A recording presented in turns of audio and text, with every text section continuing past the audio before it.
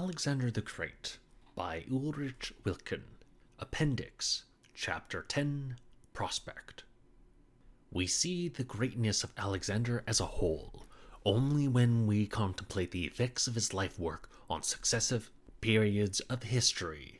In the few years of his reign, he actually put the ancient world on a new basis. The whole subsequent course of history, the political, economic, and cultural life of after times, cannot be understood apart from the career of Alexander. John Gustav Droysen, who was the first clearly to recognize the importance of Alexander in the history of the world, began his talented youthful work upon him with the striking words, "The name of Alexander betokens the end of one world epoch and the beginning of another." It is not my task to relate the history of the following centuries. I shall do no more than briefly trace the exercise of Alexander's influence and the fate of his ideas through the course of antiquity. It will be possible merely to indicate with a few strokes the historical background, so far at least as is necessary for our understanding. Politics most closely bound together, and only when they are regarded in their reciprocal relations does one obtain a complete historical picture. The results produced by Alexander in these three directions will perhaps come out more clearly if, as in our retrospect, we examine in succession these three factors of historical life. Through the unexpected early death of Alexander, the leaders of the army present at Babylon were suddenly faced by extremely difficult problems. The conduct of the deliberations fell to Perdiccas, to whom the dying king had handed his signet ring, as the unity of the empire had to be maintained and therefore a new king elected. The assembly of the Macedonian army came once more to the front. But the wishes of the infantry, in whom the old Macedonian spirit was strongly entrenched, and of the cavalry, who had become more accessible to Alexander's modern ideas, could not be reconciled. After a vehement conflict, which well nigh led to fighting and bloodshed, an unlucky compromise was effected. Arrhadius, the candidate of the infantry, an epileptic but a son of Philip, and the still unborn son of the Bactrian Roxan.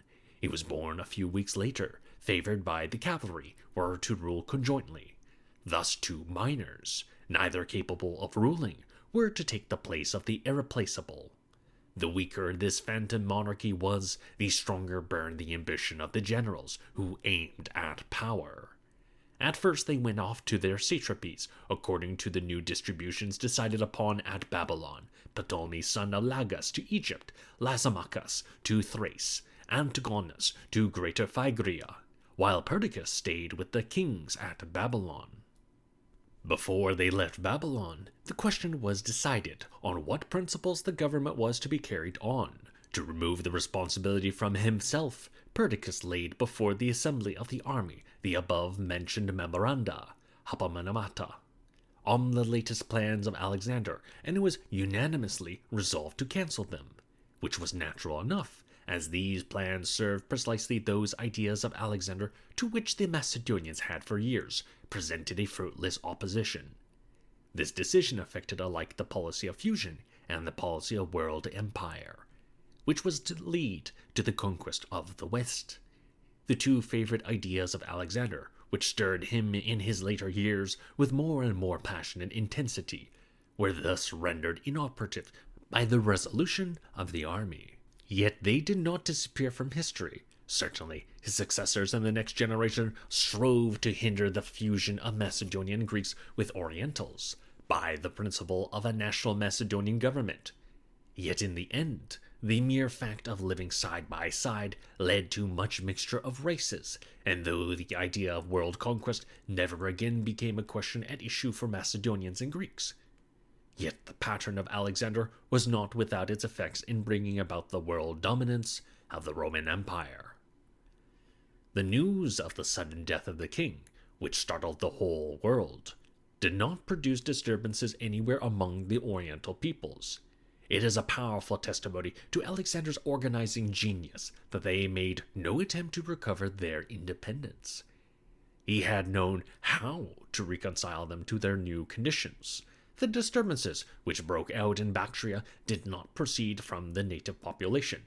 It was the Greek colonists who were to blame. They had risen even before his death, and longing for Greek life, endeavored to win their way back to their native land. The attempt was suppressed with bloodshed by order of Perdiccas. On the other hand, on the news of Alexander's death, a storm broke out in Greece, which completely swept away the Corinthian League, under the leadership of Demosthenes, who was received back with great honor. Athens rose and summoned the Greeks to fight for freedom against Macedonia. In the place of the Corinthian, there was to be a Hellenic League, the hegemony of which was undertaken by Athens. No legal objection could be made to the abolition of the Corinthian League. The members had pledged themselves in the covenant to Alexander's posterity, as well as to himself. But at the moment of the rising, there was as yet no legal offspring. But this formal point of law, though mentioned by our best authority, was scarcely decisive. What really caused the outbreak was the excitement occasioned in Athens and also in Aetolia by Alexander's decree about the exiles. This state of feeling had reached its highest tension. So, the so-called Lemnian War followed, in which Antipater was victorious. Athens, whose position as a sea power was lost forever by the defeat of her fleet at Amorgos, July 322, received a Macedonian garrison and had to alter her democratic constitution in an oligarchic sense and restore Samos to the Samians. Antipater, who concluded peace with each of the insurgent states individually, dissolved the Hellenic League, but he did not restore the old League of Corinth. Yet this creation of Philip's genius did not cease to play its part in history.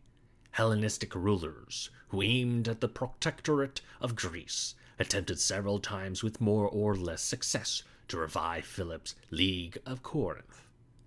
Soon afterwards began the conflict of the ambitious satraps, who in constantly shifting coalitions strove with each other for the mastery. Such a wealth of forceful personalities as were found in the circle of the Diadochi successors was never repeated till the epoch of the Condottieri and tyrants of the Italian Renaissance. The most powerful of the Diadochi was Antigonus, who gradually acquired a great part of Asia and aimed at sole sovereignty over Alexander's empire. Against him and his son Demetrius, in long years of fighting, was arrayed a coalition of Ptolemy of Egypt, Seleucus of Babylon, Lysimachus of Thrace, and Cassander, son of Antipater of Macedonia. The monarchy, by which the unity of the empire could still be formally maintained, soon disappeared. King Philip Arrhidaeus was murdered by the vindictive Olympias, 317. Olympias herself was soon afterwards vanquished and executed by Cassander, and the little Alexander with his unhappy mother Roxane was murdered by Cassander too. The house of Alexander ended in a horrible massacre. No longer was there a king, but only satraps fighting each other for power. In 306, after his victory at Salamis, Antigonus assumed the title of king, thus laying claim to the whole empire of Alexander.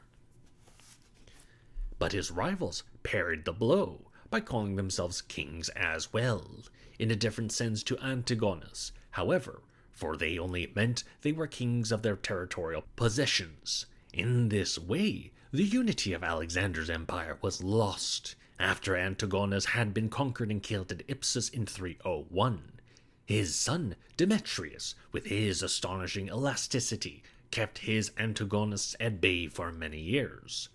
These conflicts of the Diadochi ended only in 281 at the Battle of Coropedium, with Lysimachus, who at the age of 80 here fell fighting bravely to the last, and with his victor Seleucus, who was soon afterwards murdered. The last of Alexander's companions in arms passed away. As the result of over 40 years of fighting, out of the empire of Alexander, 3 great monarchies came into being: Egypt under the Ptolemies, Asia under the Seleucids, and Macedonia under the Antigonids. Beside them was Greece, partially controlled by Macedonia. At times also wooed by Egypt, but in spite of the great new leagues, the Aetolian and the Achaean, a prey to internal dissensions, and, therefore, a shuttlecock in the conflict of the great powers. Similarly, about 30 years after the death of Charlemagne, in 843, through the quarreling of his grandchildren, his world empire was broken up into 3 separate states. Thus the European and Oriental parts of Alexander's empire became detached, and, within the East, Asia and Egypt became separate as of old. But Alexander's unwearying struggles had not been in vain. For centuries more the East remained under Macedonian rule, and could thereby, in a sense, be made still more accessible to Greek culture and economics ideas. The kingdom of the Ptolemies was small in extent in comparison with that of the Seleucids, but it was consolidated by strict centralization. Nature had made Egypt, its center, almost unassailable, and it had enormous natural wealth. With this support, the first Ptolemies extended their sway, conquering Cyrene and Cyprus as well as southern Syria, and establishing themselves on the south and west coast of Asia Minor as far up as Thrace. The chief aim of their policy was to control the sea in the eastern basin of the Mediterranean, and thus to play the leading part in internal politics, and with their trade to dominate the commerce of the world. In the realm of the Seleucids, no such centralization of government was possible as in Egypt, where there was only one foreign people, the Egyptians. The Seleucids ruled peoples of very different races, Semites, Anatolians, and Iranians. Even Alexander had treated very differently the different parts of the country, out of regard for their peculiarities and traditions, and probably the Seleucids did the same. But they were not strong enough to keep their great empire together. Very soon parts of it fell off. In the first place, India was taken from them by Chandragupta, the founder of the Maurya dynasty, who united the basins of the Indus and Ganges into one great state. Then, in the 3rd century, Bactria, Parthia, Galatia, and the kingdom of Pergamum broke away, and later the Jewish kingdom of the Hasmoneans. Neither the state of the Ptolemies nor that of the Seleucids was a national state. They were territorial states, in which a Macedonian dynasty, supported on a thin upper crust of Macedonians and Greeks, ruled over millions of Orientals. There was no right of imperial citizenship. Only the 3rd great power, Macedonia, can be described as a national state, for there a Macedonian dynasty ruled over a predominantly Macedonian people. In this point, we see lay a special strength. When we compare Macedonia with the other 2 powers, a strength which was also demonstrated in its more uniform military system. That is why the Romans found Macedonia their most dangerous opponent among the powers of the East. The effort to maintain a succession to Alexander is particularly clear in the case of Ptolemy I. He insisted on the transference of the body of the great king to Egypt, but he did not place it in the oasis of Ammon, as had been Alexander's own desire, but in Memphis, whence it was subsequently transferred to the magnificent tomb which had been erected for it in the royal quarter of Alexandria. Ptolemy, whose special reverence for Alexander is evidenced to us in his memoirs, sought to obtain for his realm exclusively the eclat and blessing that proceeded from the name of Alexander. In Alexandria, where according to Greek ideas, heroic honors were due to the great king, as founder of the city as well as for other reasons, he set up a cult of Alexander, whose annual priest was Eponymous for the entire kingdom. During the whole of the Ptolemaic period, the Greek and the Demotic documents were dated not merely by the year of the king, as was usual in Egypt, but also by the year of this priest of Alexander. From the first, the Seleucids and Ptolemies aimed at attracting as many Macedonian and Greek settlers as possible into their kingdoms. Only in this way could they obtain a counterpoise to the masses of Orientals. The Seleucids secured their objectives by founding, after the model of Alexander, numerous cities with a Greek organization. Seleucus I and his son Antiochus I are among the greatest colonizers of history, not only in Asia Minor, where Antigonus had been their predecessor in this respect, but especially in northern Syria. They carried through a great program of city foundations, with the result that a new Macedonia arose in these parts. Further eastward, their foundations are also to be found. They were very numerous in Mesopotamia, and above all in eastern Iran, where Alexander had shown the way. From military considerations, besides, they initiated many military colonies, which as country communities had no city organization. The Ptolemies followed a different policy in their foreign possessions, as in southern Syria and elsewhere. They founded Greek cities, but in Egypt itself, Ptolemais, in Upper Egypt, the foundation of Ptolemy I, is the sole Greek city that they added to Alexandria and Menestratos. Conversely, they persuaded an intensive interior colonization by setting their Macedonians and Greek army in the country villages, and by assigning to them lands in fief. The rule of the Seleucids and Ptolemies was absolute, as Alexander's had been in his capacity of king of Asia. He in fact was their pattern. According to the precedent he set, for them as for the Hellenistic kings generally, the usual emblem of the royal power was the diadem, originally a Persian symbol. In the case of the Ptolemies, there was a special difference, due to the fact that in the eyes of their Egyptian subjects, they were their pharaohs. Accordingly, immediately after becoming king, in 305, Ptolemy I, again following the example of Alexander, assumed the Egyptian royal titles offered him by the priests, in which was expressed the Egyptian cult of the king, as Horus, as son of Ra, and so on. And similarly, all the Ptolemies to the end of the dynasty were represented on Egyptian monuments as divine pharaohs. Seleucus I and his successors, like Alexander, was regarded by the Babylonians as their special king, though in this instance there was no divine cult connected with the monarchy. This absolutism was limited in respect to the Macedonians, but the fact that the Seleucids and Ptolemies, again following the example of Alexander, preserved unimpaired the rights of the assembly of the Macedonian army. In later days, as the Macedonians changed under Eastern influence, this institution became less and less important. Naturally, it was preserved more effectively in Macedonia. On the other hand, absolutism, at all events nominally, was not enforced upon the Greeks, many of whom had been granted freedom and autonomy. But in fact, the royal authority in varied forms and degrees did interfere in the government of these cities. Apart from such partial limitations, this Hellenistic absolutism towards all its subjects wore the color of the so-called enlightened absolutism, which regards beneficence to the people as its royal duty.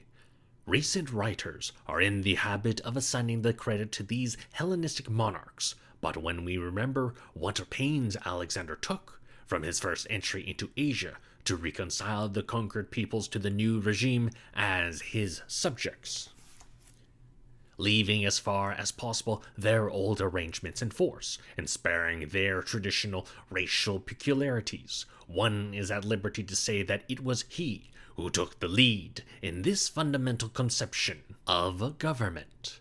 While he, however, had been in this respect in opposition to his tutor Aristotle, his successors were led by philosophical doctrines to the enlightened conception of the royal office. Propositions of this sort were then much discussed in treatises on monarchy. The philosophical influence can be traced most clearly in Antigonus Gonatas, the son of Demetrius, who founded the Antigonid line in Macedonia.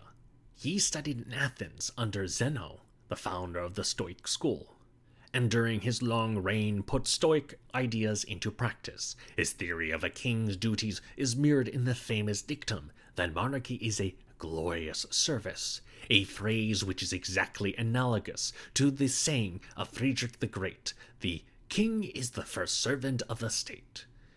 The relations of the Ptolemies and Seleucids to the philosophy of their period were much less substantial, and yet Cynic and Stoic ideas seem also to have influenced their conception of the duties of a king. The first great kings of these dynasties took very seriously the performance of their duties. In the case of the Ptolemies, we can follow in detail the way in which by daily hard work they sought to do justice to the great task imposed on a king by an absolute monarchy. The burden of audiences must have been colossal. Everyone, even the fella, could appeal personally to the king after the heads of all intervening courts of justice.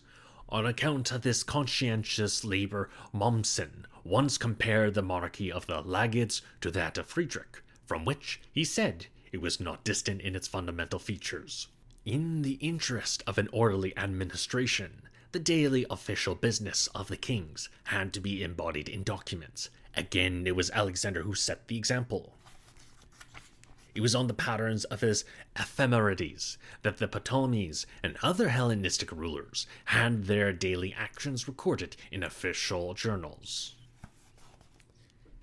To complete our characterization of the Hellenistic monarchy, we have another very important point to bring out: the cult of the Hellenistic king. It has nothing to do with the above-mentioned Egyptian cult of the Ptolemy as pharaoh.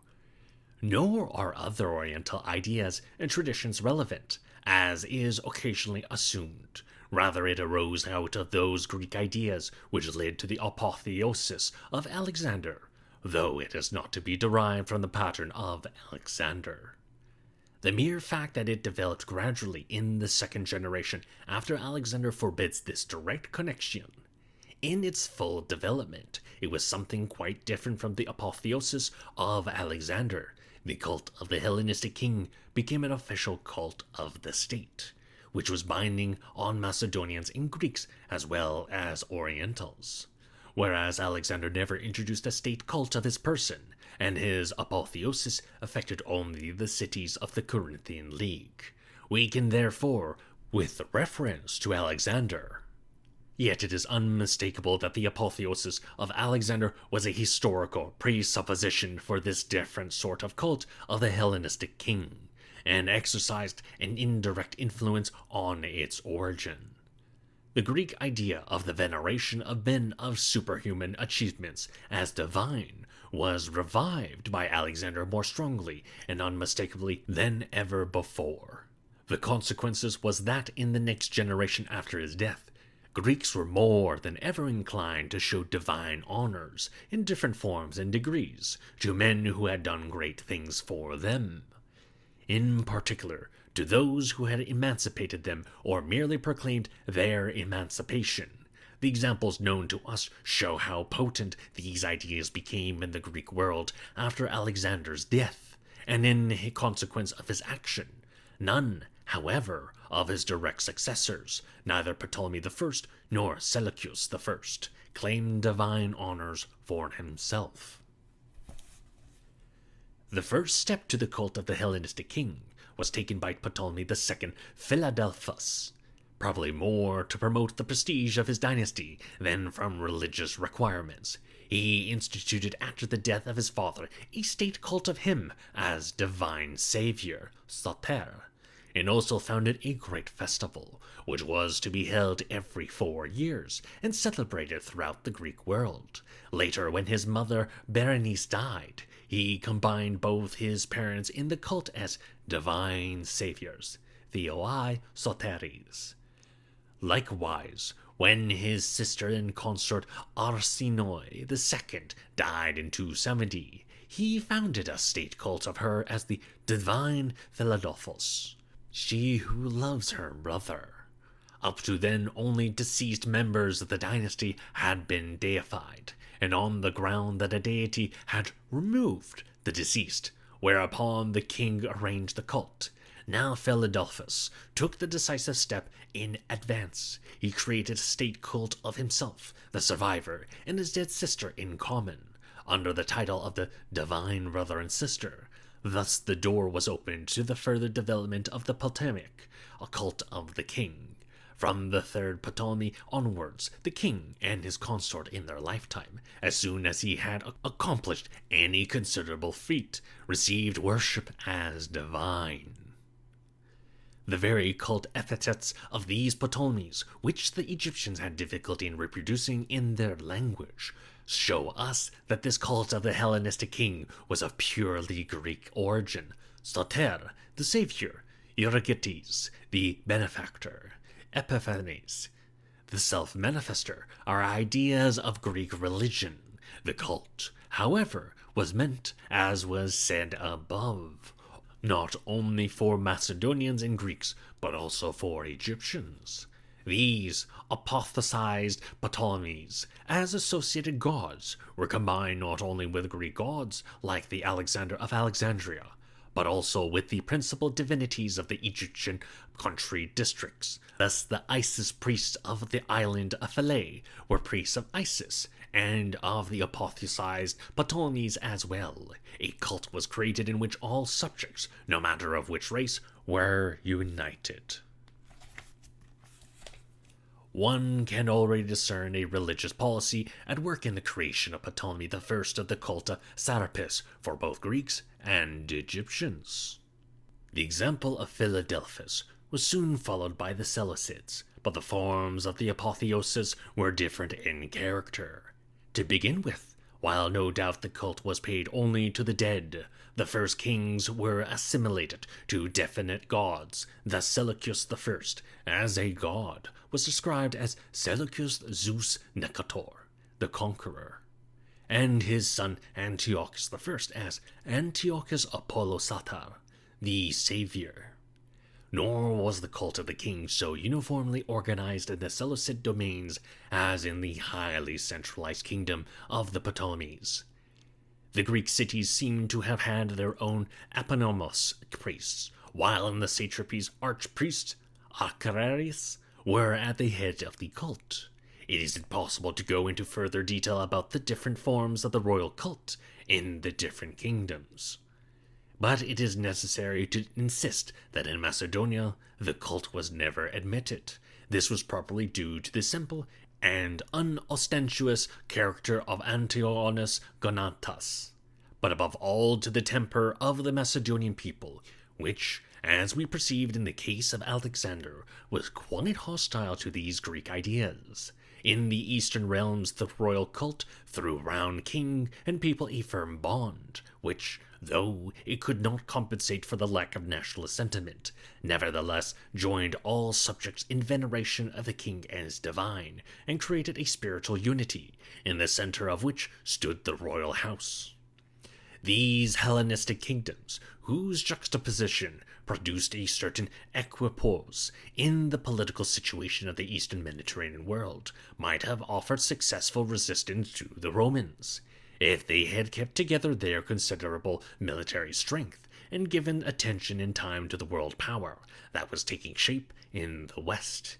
Instead, by continual rivalry, frequently by open warfare, they tried to weaken each other, and so were successfully swallowed by the Roman world empire.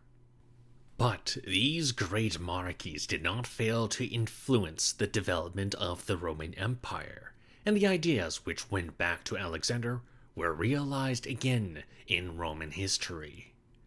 After the middle of the 3rd century BC, when Hellenism obtained an entry into Rome and extended rapidly in the educated circles there, the brilliant picture of the world conqueror Alexander affected Roman society too. It was the Romans who first gave Alexander the title of the Great, Magnus. It was left to Greek historians to draw a parallel between Alexander and the great Scipio Africanus, the conqueror of Hannibal and the founder of the Roman world empire. They made Scipio, the son of Jupiter, Capitolinus, and transferred to him the legend about Alexander that he was the offspring of a sacred snake. But these ideas were keenly discussed in Roman society also. It was only later that the bright image of Alexander was clouded over in Roman literature by hostile depreciation. A still more important point is that the world empire of Alexander and the kingdoms of the Diadochi influenced the final plans of the dictator Caesar. By the conquest of Gaul, Caesar had extended the frontiers of the Roman Empire to the Atlantic Ocean and the North Sea. When the defeat of Pompey and his partisans left him master of the empire, he planned a great campaign, calculated to last 3 years, first against the realm of the Getae and Dacians on the Danube, and then against the Parthians, who at that time ruled from the Euphrates to the frontiers of Bactria, where the Indo-Scythians held sway. The annexation of this empire to the Roman Imperium would have created a world empire, similar to that which was the ultimate goal of Alexander's last designs. That Caesar was not merely contemplating vengeance for the defeat of Crassus, but that this war, which was to be waged with 16 legions, was really intended to complete the conquest of the world, is shown by the statements as to Caesar's plans of campaign. After the subjection of the Getae and Dacians, his purpose was to invade the Parthian Empire by way of Lesser Armenia, inevitably to conquer the whole empire, for, as Plutarch states, he meant after subjecting the Parthians to return through Hyrcania, which adjoined the Indo-Scythian Empire. Further, he intended to march along the Caspian Sea, which was then supposed to be a gulf of the ocean, and after crossing the Caucasus, to proceed along the Black Sea, invade the country of the European Scythians, take the Germans in the rear, overrun their land, and re-enter Italy by way of Gaul. Thus, as our authority states, he would compass the Roman globe, since the Imperium would be bounded by ocean on all sides. If, as is not improbable, these words correctly reproduce Caesar's ideas, we find him in the footsteps of Alexander, who so passionately sought for the ocean in the east as the boundary of his world empire.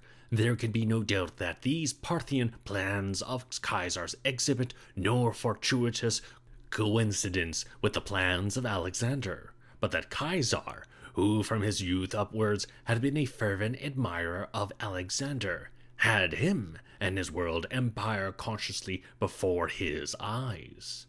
Fundamentally different as were these two gifted natures, and however much the elderly dictator lacked the impetus of the youthful conqueror, they came remarkably near to each other in their final plans.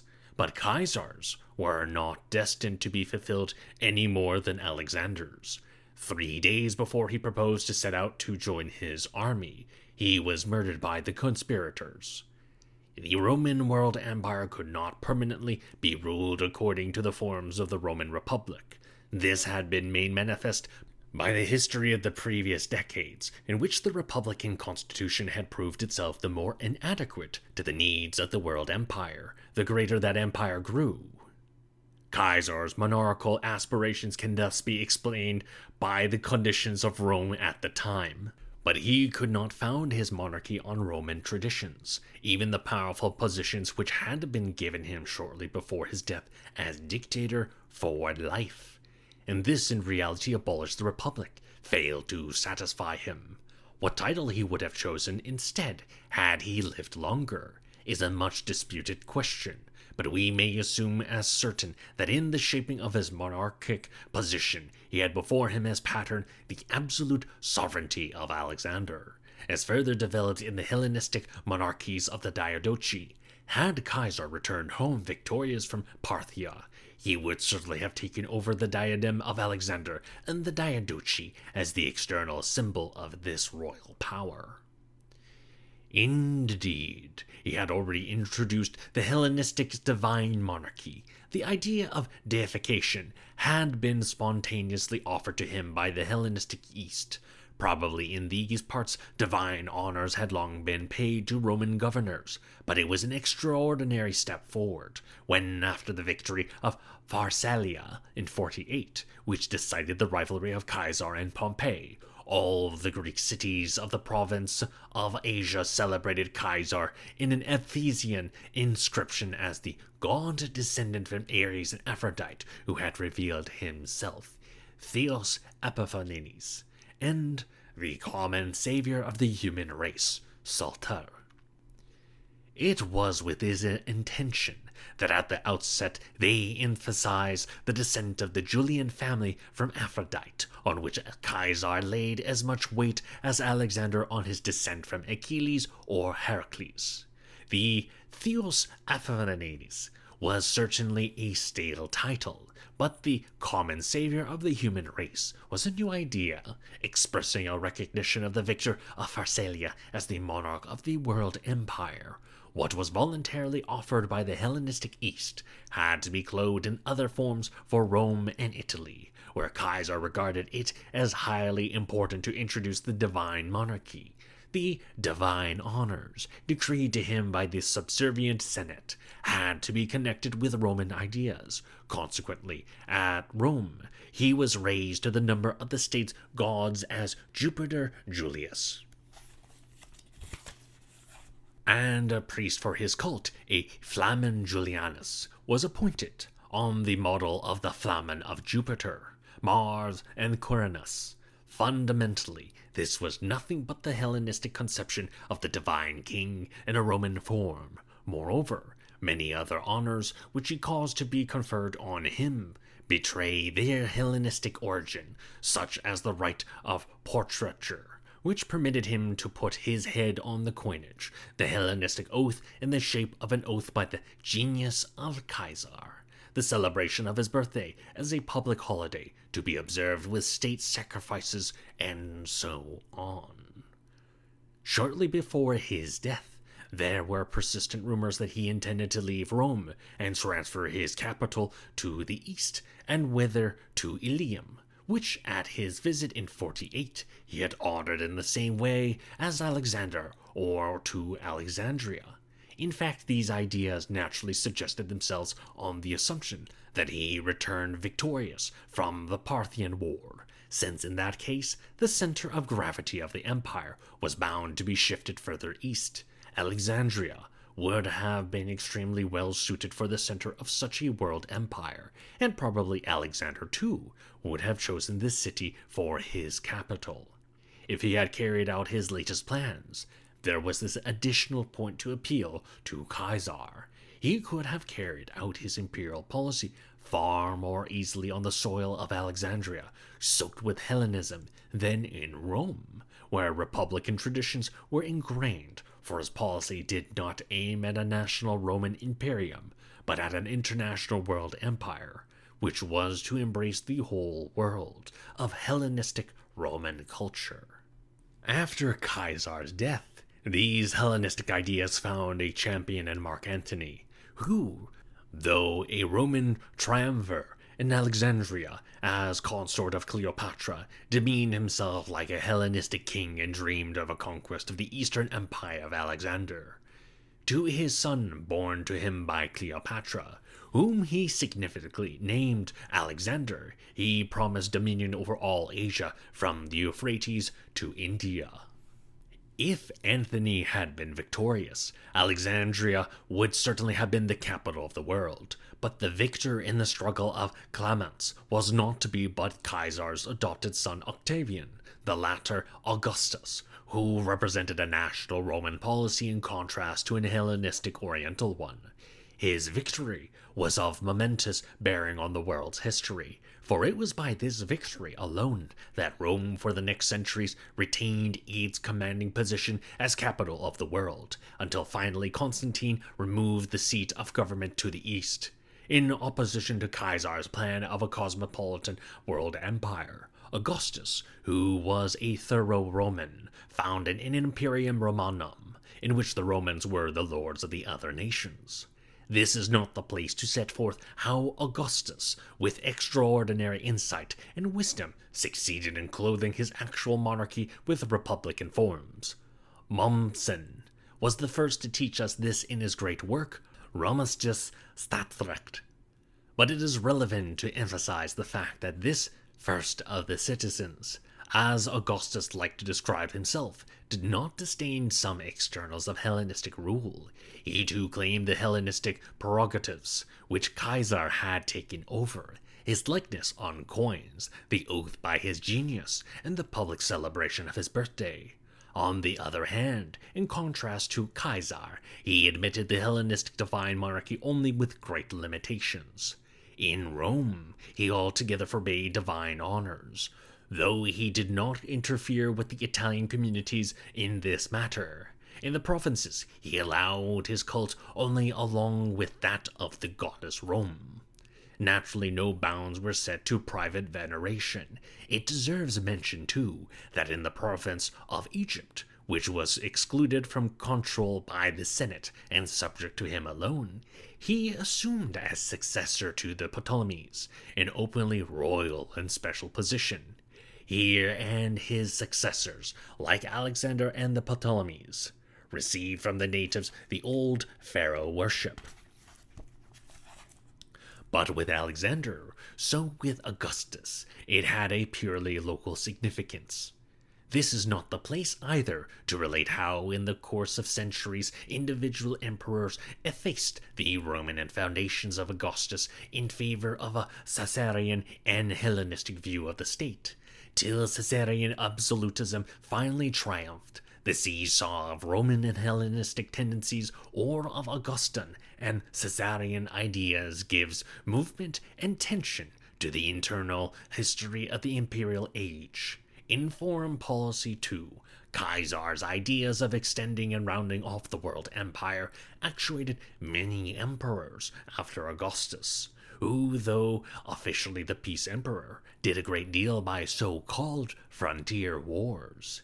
Here we can but refer to Trajan, because he had constantly in his mind not only Caesar but Alexander, the later certainly as an unattainable ideal. He most brilliantly fulfilled the first part of Caesar's program by the Dacian Wars, and then undertook also the second part, war with Parthia, personally taking command and faithfully keeping the image of Alexander before him. After the occupation of Ctesiphon, the Parthian capital, he, like Alexander, was seized by a longing to sail down the Tigris to the ocean, the Persian Gulf, and when he went out on the sea and saw a ship starting for India, we are told he exclaimed that he too would have gone to India, had he been still young, and that he esteemed Alexander happy. On the strength of this, later authorities speak earnestly of Indian wars contemplated by Trajan, but these words betrayed only the sorrowful resignation of the elderly monarch, who would gladly have rivaled the youthful hero. Afterwards, at Babylon, Trajan showed his veneration for Alexander in symbolic fashion by sacrificing to him as a hero in the room of the old palace in which he died. Later emperors too did homage to the memory of Alexander, especially at the beginning of the 3rd century, and in some cases in a very tasteless way, and also in the 4th century. Julian the Apostate, who in his Persian campaign felt himself on the tracks of Alexander. But no homage is so impressive as this which Trajan, one of the best of the Roman emperors, paid to him.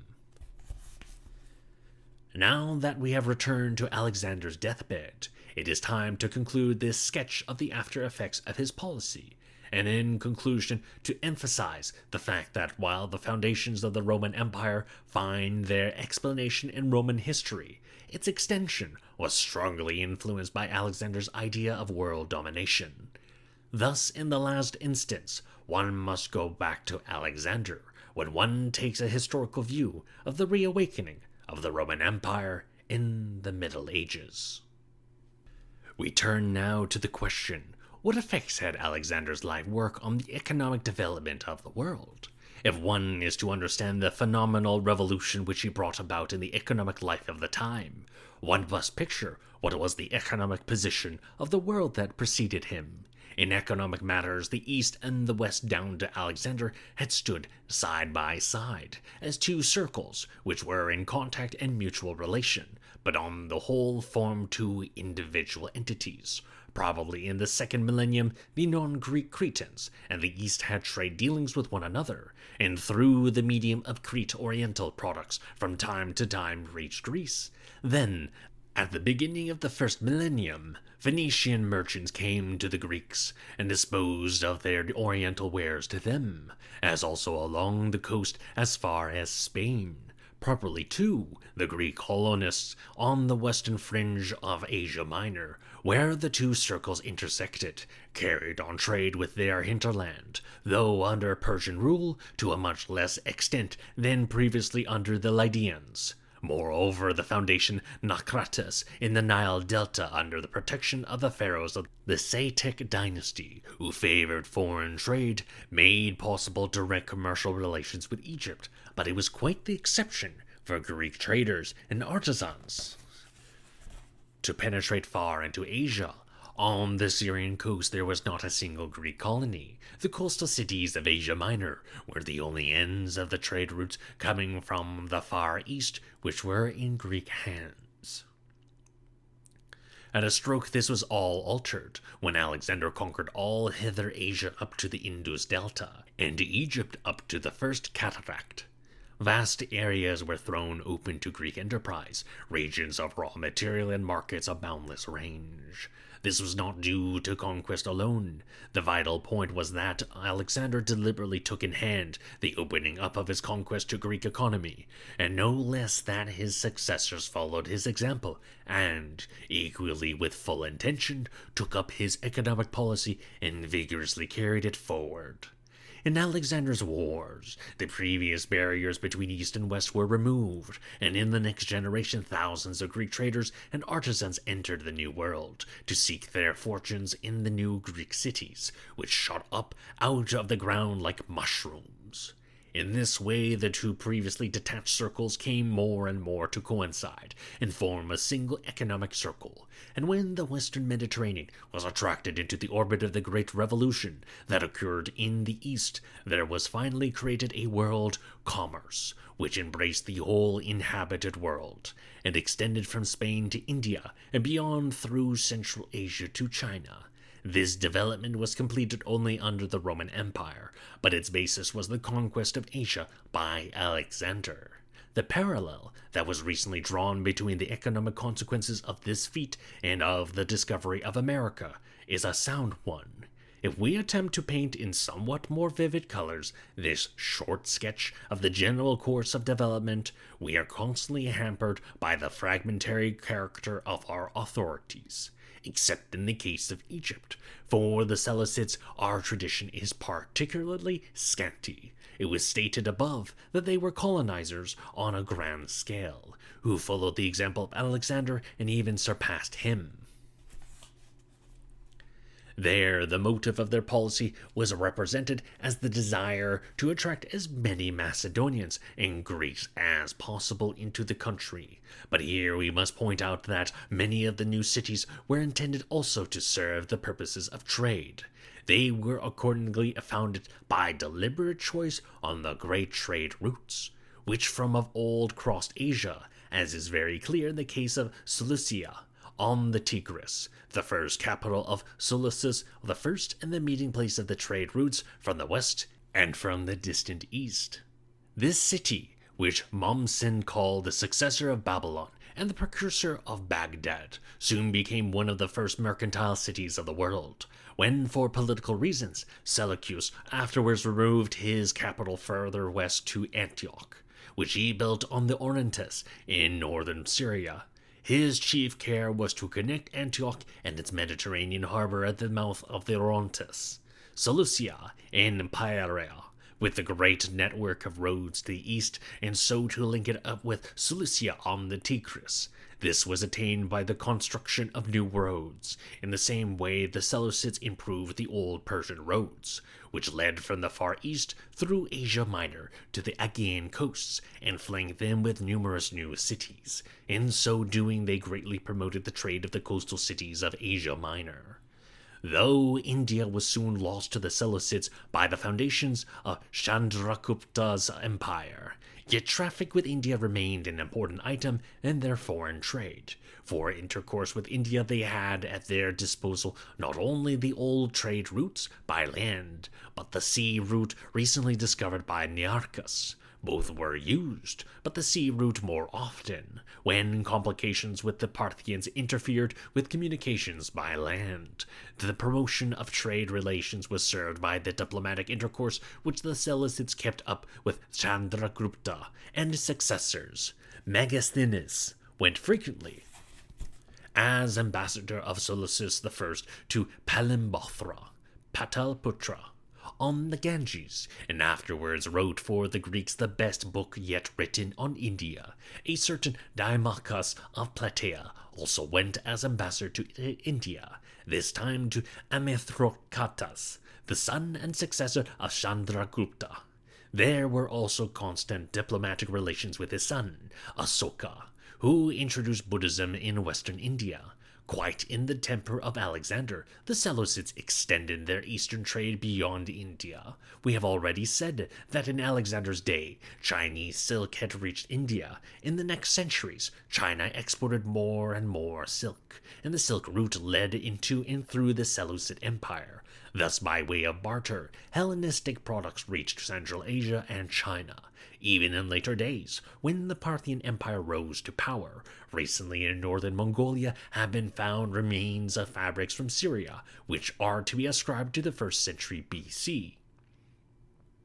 It is assumed not without reason that the Han dynasty, in particular, had close relations with Hellenistic Hither Asia.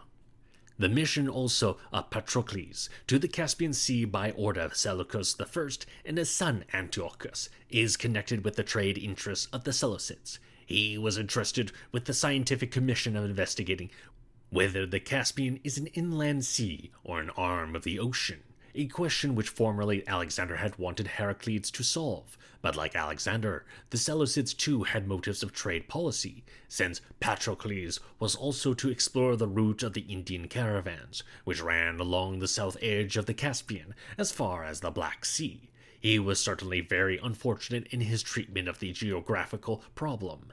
He did not go far enough north, and so got the impression that the Caspian is an arm of the ocean, an error which Eratosthenes then introduced into geography.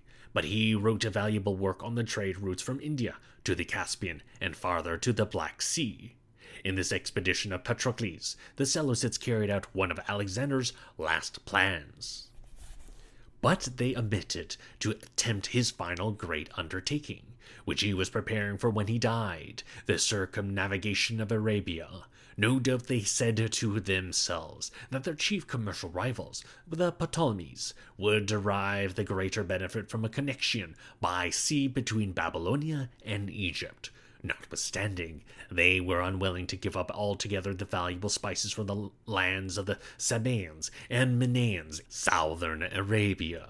They compelled the Ghaeans, who lived on the east coast of Arabia on the Persian Gulf, to send to Babylonia at least part of the wares they got from southern Arabia, but could not prevent them from taking another part across Arabia to Petra, south of the Dead Sea, and thus into the kingdom of the Ptolemies.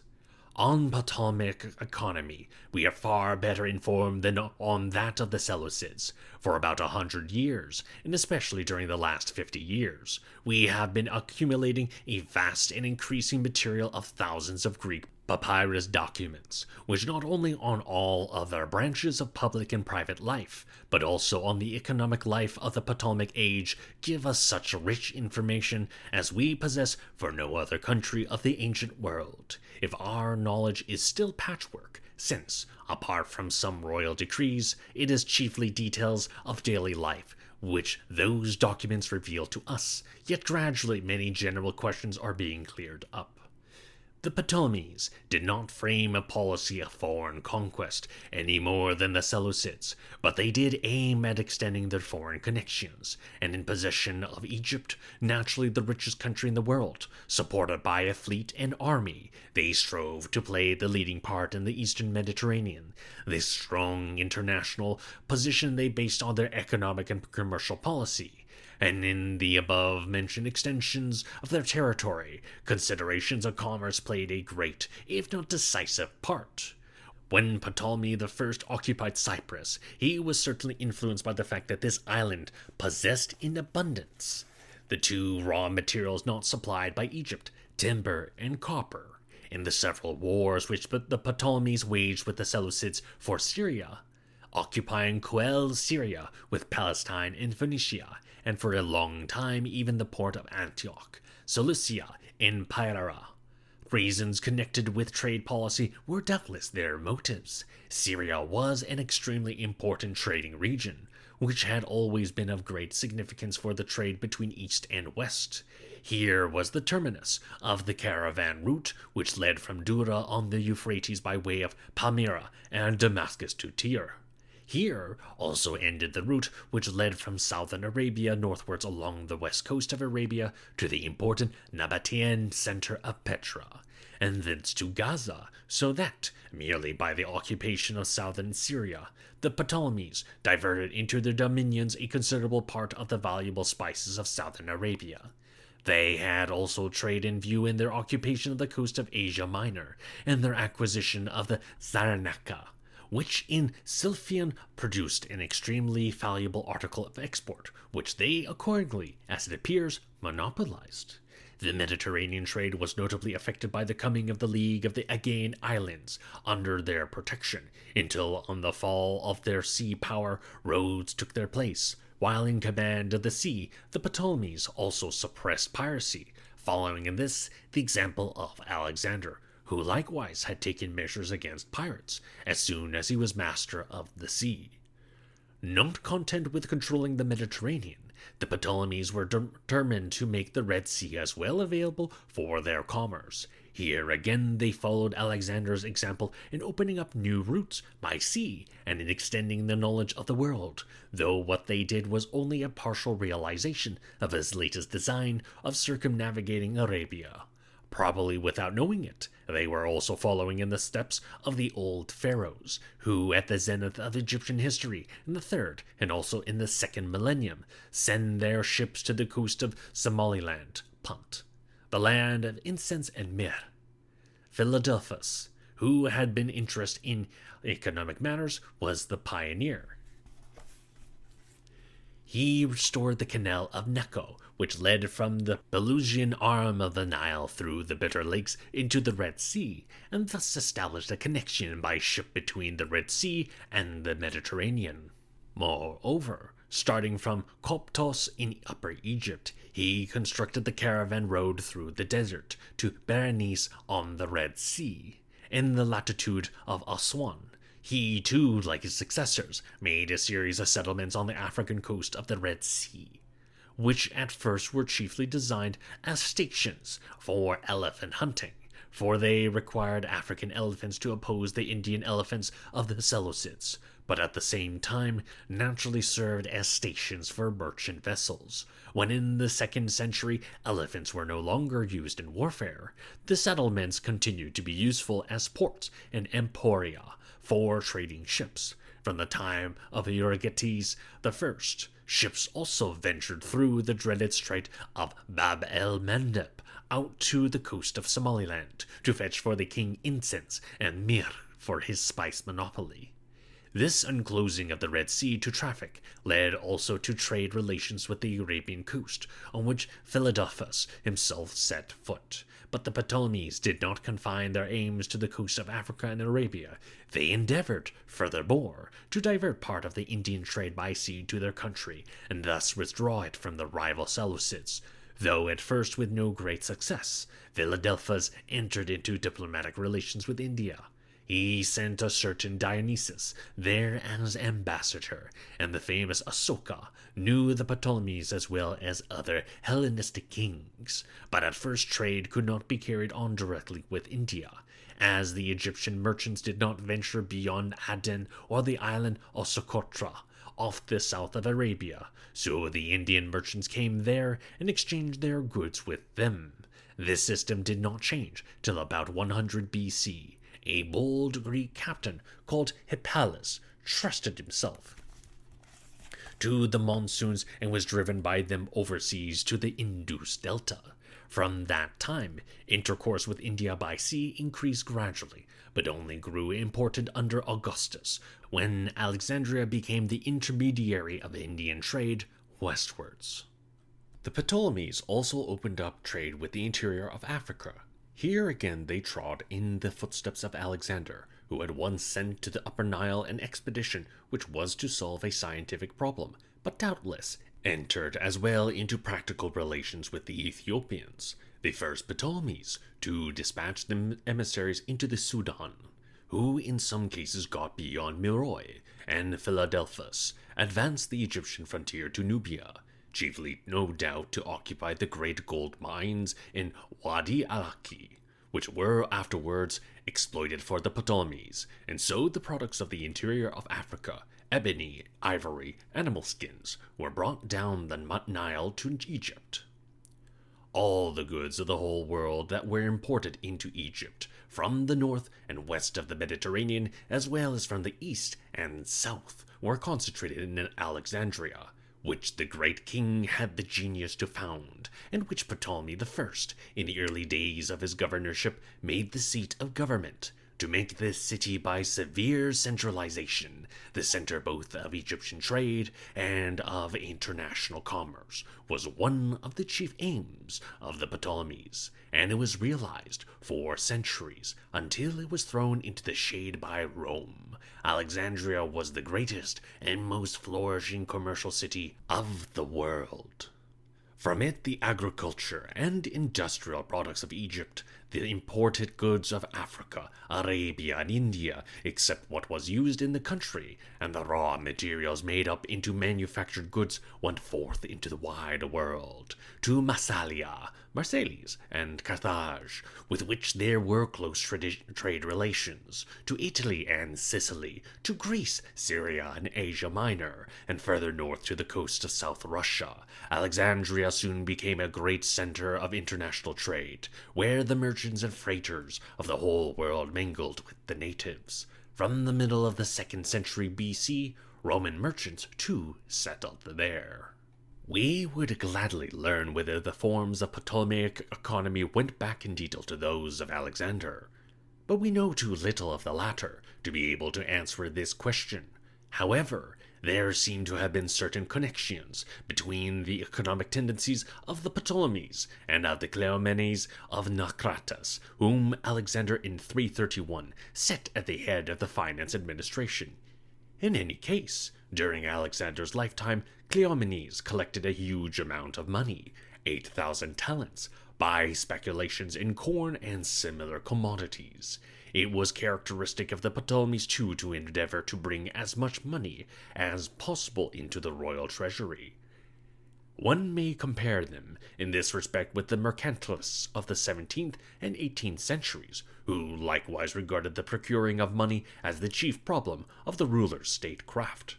In other ways, too, these offer many analogies, just as the development of mercantilism presupposed the arrival in Europe of great stores of precious metals through the discovery of America and the sea route to India, and just as the transition was thereby facilitated from medieval economy based on kind to an economy based on money, and thus to capitalism.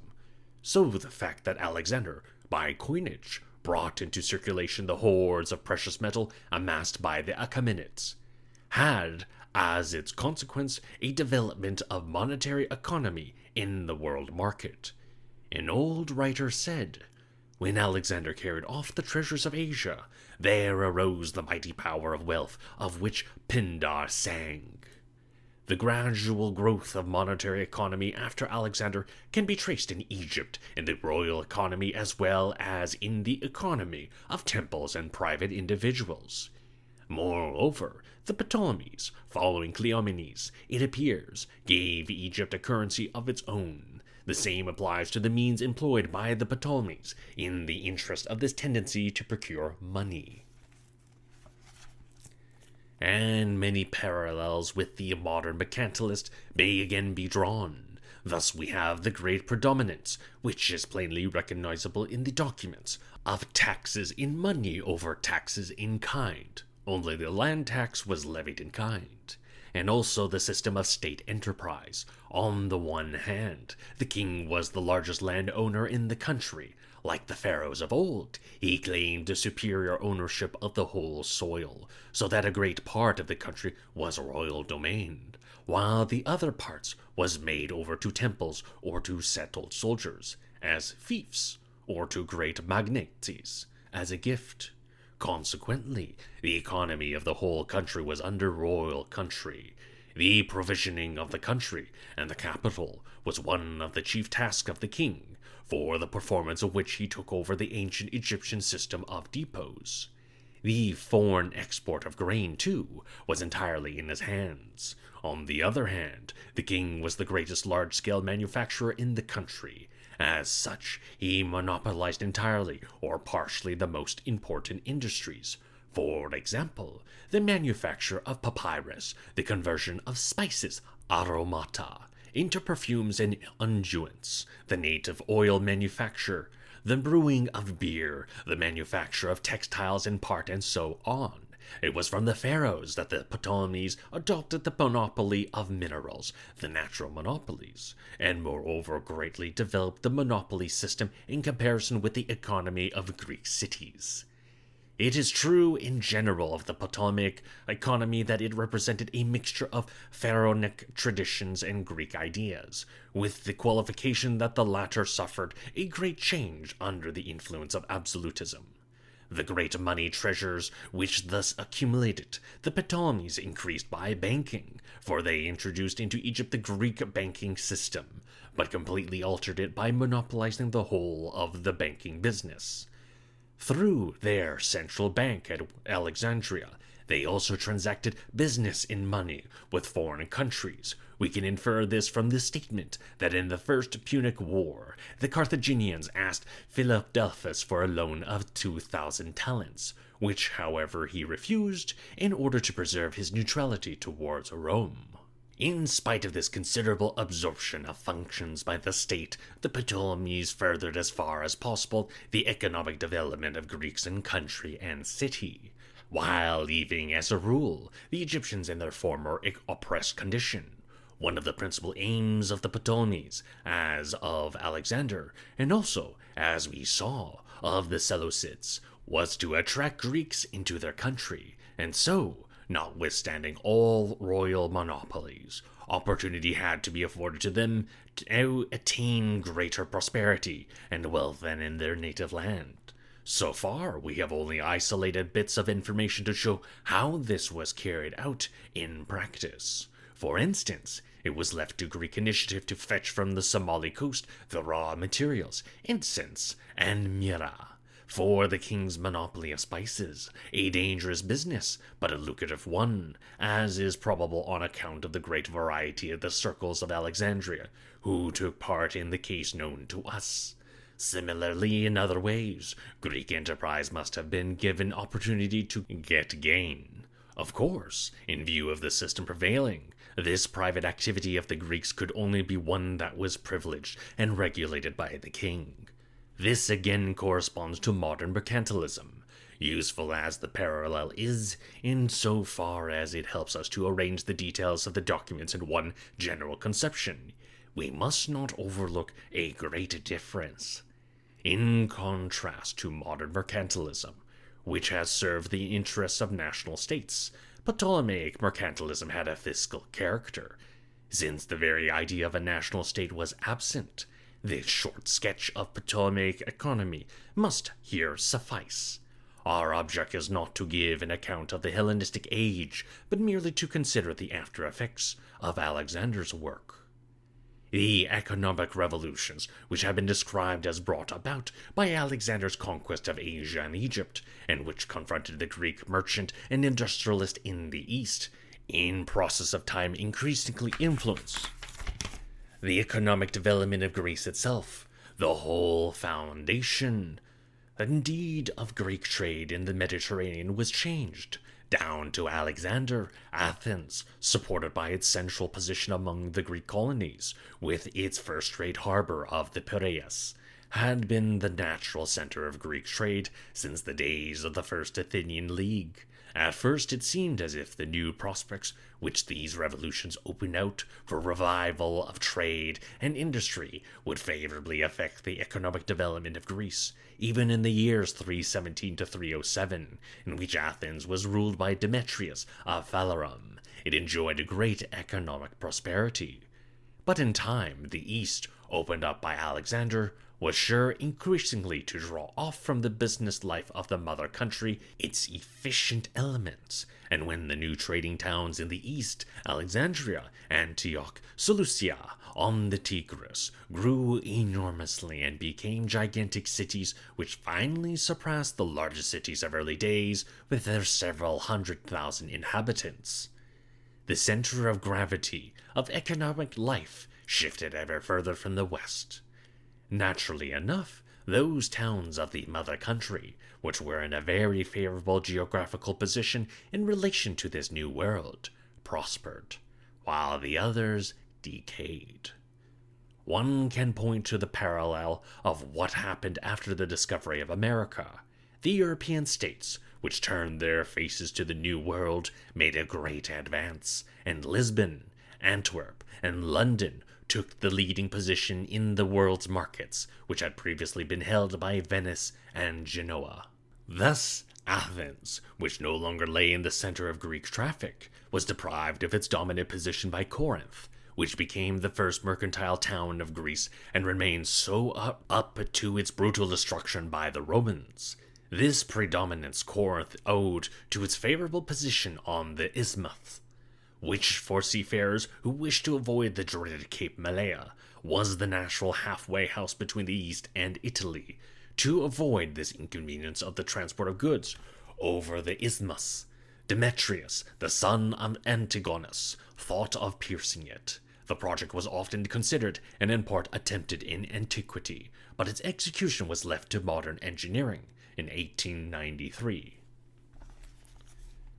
A favorable situation was also the chief reason of the great rise of Rhodes. It was situated exactly where the trade routes intersected, which led from Alexandria over the sea northwards and from Antioch in Tyre westwards, and was thus marked out to be the go-between for the ancient and modern worlds. It is pertinent to observe that shipbuilding became perfected there, with the result that the sailing ships exclusively employed in commerce ventured to break away from the coast and steer across the open sea.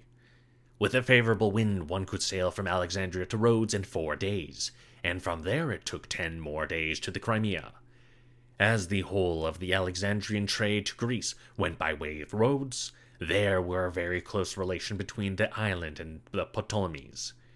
Rhodes, which was not governed by a radical democracy but was a republic of well-to-do merchants, soon developed into a prominent trading power, and at times, like any old Hansa city, used the war fleet, with which it kept the sea clear of pirates to protect its trade policy.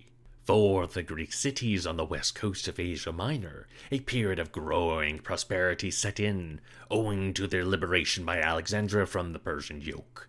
The Diadochi promoted this development, Antigonus by the rebuilding of Smyrna, and Lysimachus by doing the same for Ephesus. Then came the effects of the vigorous Hellenization of Asia Minor by the Seleucids, by which trade in the hinterland was greatly developed. The magnificent buildings of this age, even in their ruins, witness to the wealth of these Greek cities of Asia Minor. For a time their prosperity was endangered by the inroads of the predatory Gauls. Still greater ravages were committed later by the Roman tax farmers, publicani, after the province of Asia had been delivered over to them by Gaius Gracchus. But Caesar lent the cities a helping hand, and with Augustus, once more a period of prosperity set in. The impetus which Alexander gave to trade generally benefited also his native country of Macedonia.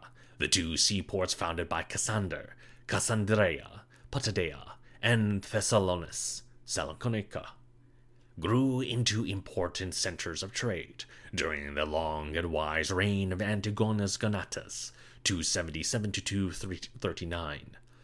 Macedonia also made great economic strides. A vital consideration was that Macedonia, after becoming once more an independent kingdom, no longer remained a recruiting ground for the other rulers.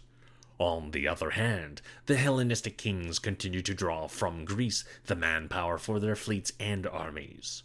From this cause, and from emigration into the New World, it came about that, while before the time of Alexander, as we saw, Greece suffered from overpopulation, with the result that the landless craved for expansion. Now, in the course of the 3rd century, after the superfluous elements were all settled in the East, there set in a pause in the movement of population.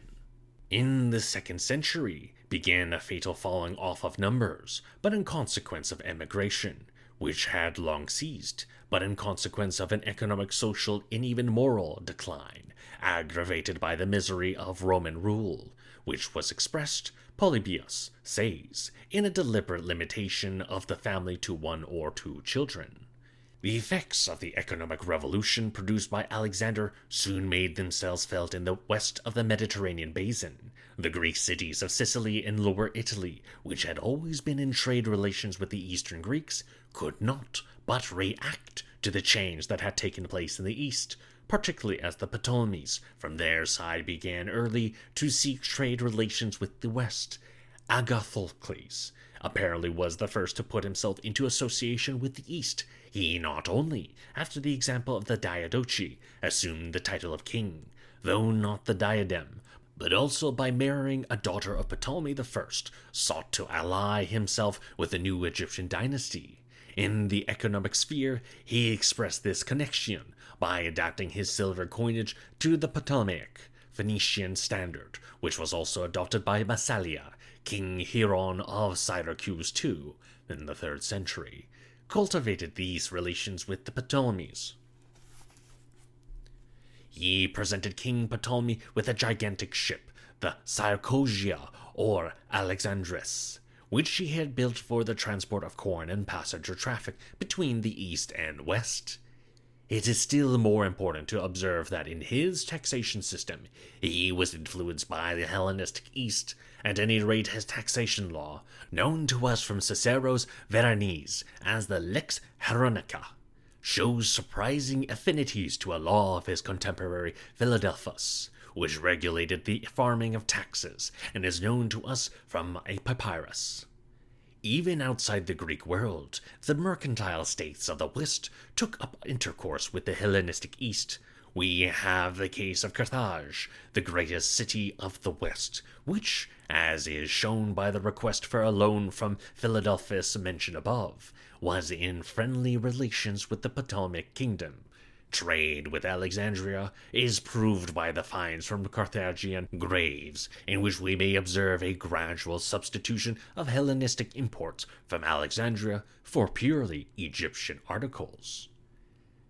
The entry of Rome herself into the Hellenistic trade system was more momentous still. Soon after the departure of Paris from Italy, Philadelphus, who then had by his side his clever sister and consort Arsinoe II, sent an embassy to Rome to offer congratulations on this victory.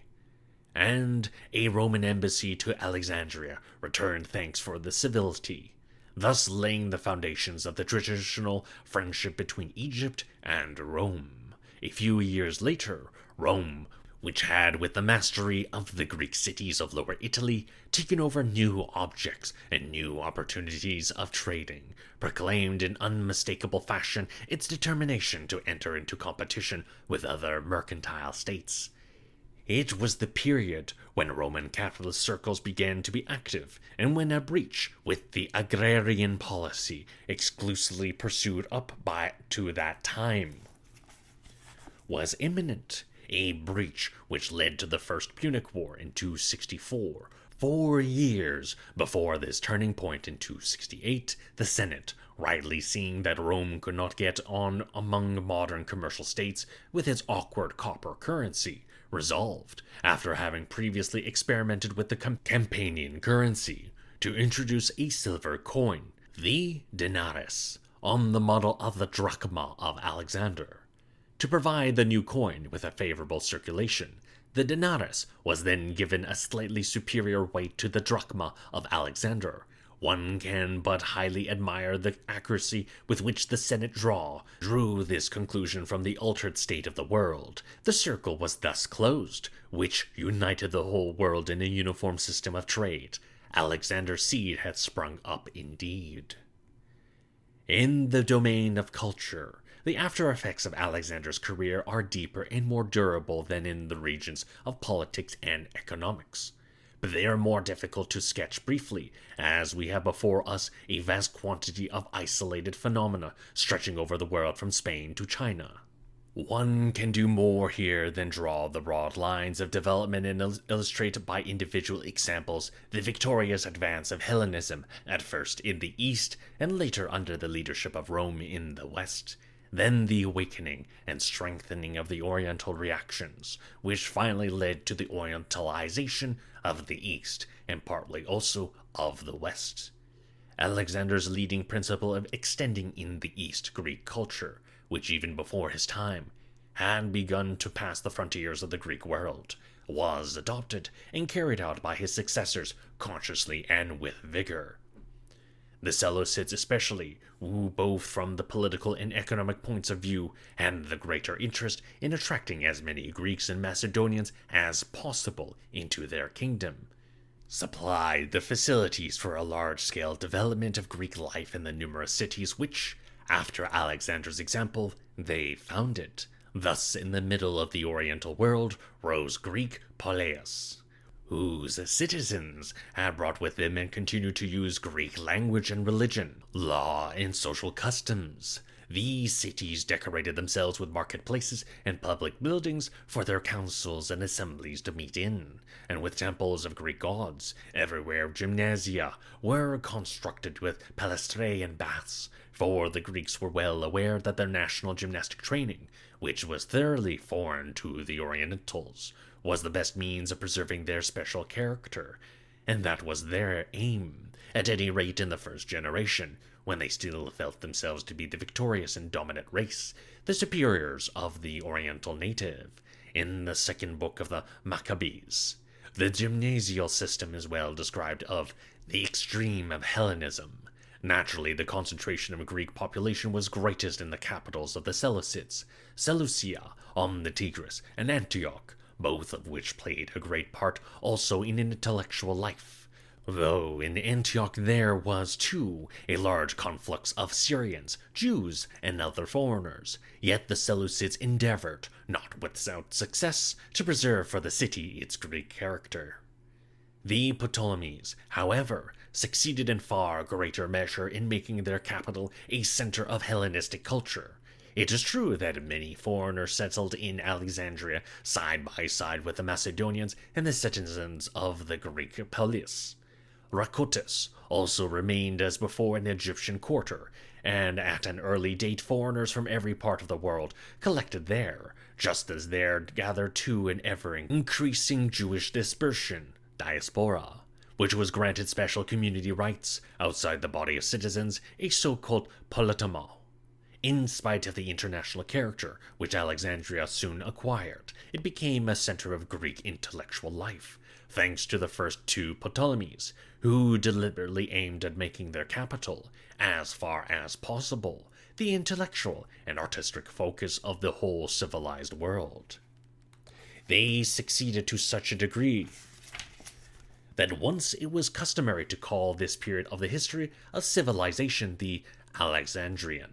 This description has been given up by modern writers as going too far, but Alexandria was certainly one of the greatest centers of culture of that period, and afterwards for centuries played a prominent part.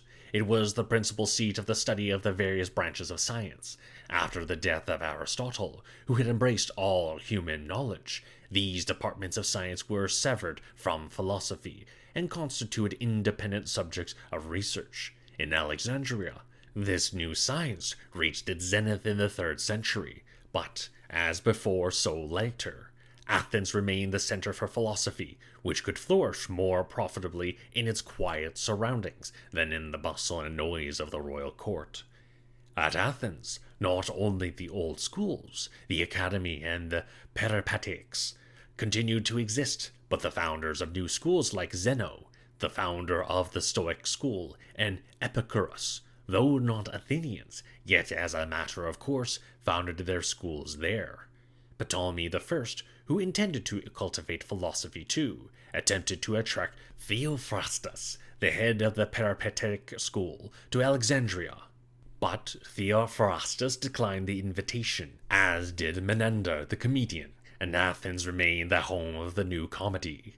It was due to Ptolemy I that the new departments of science found their home in Alexandria, and his creation of the museum was of the greatest import in this respect.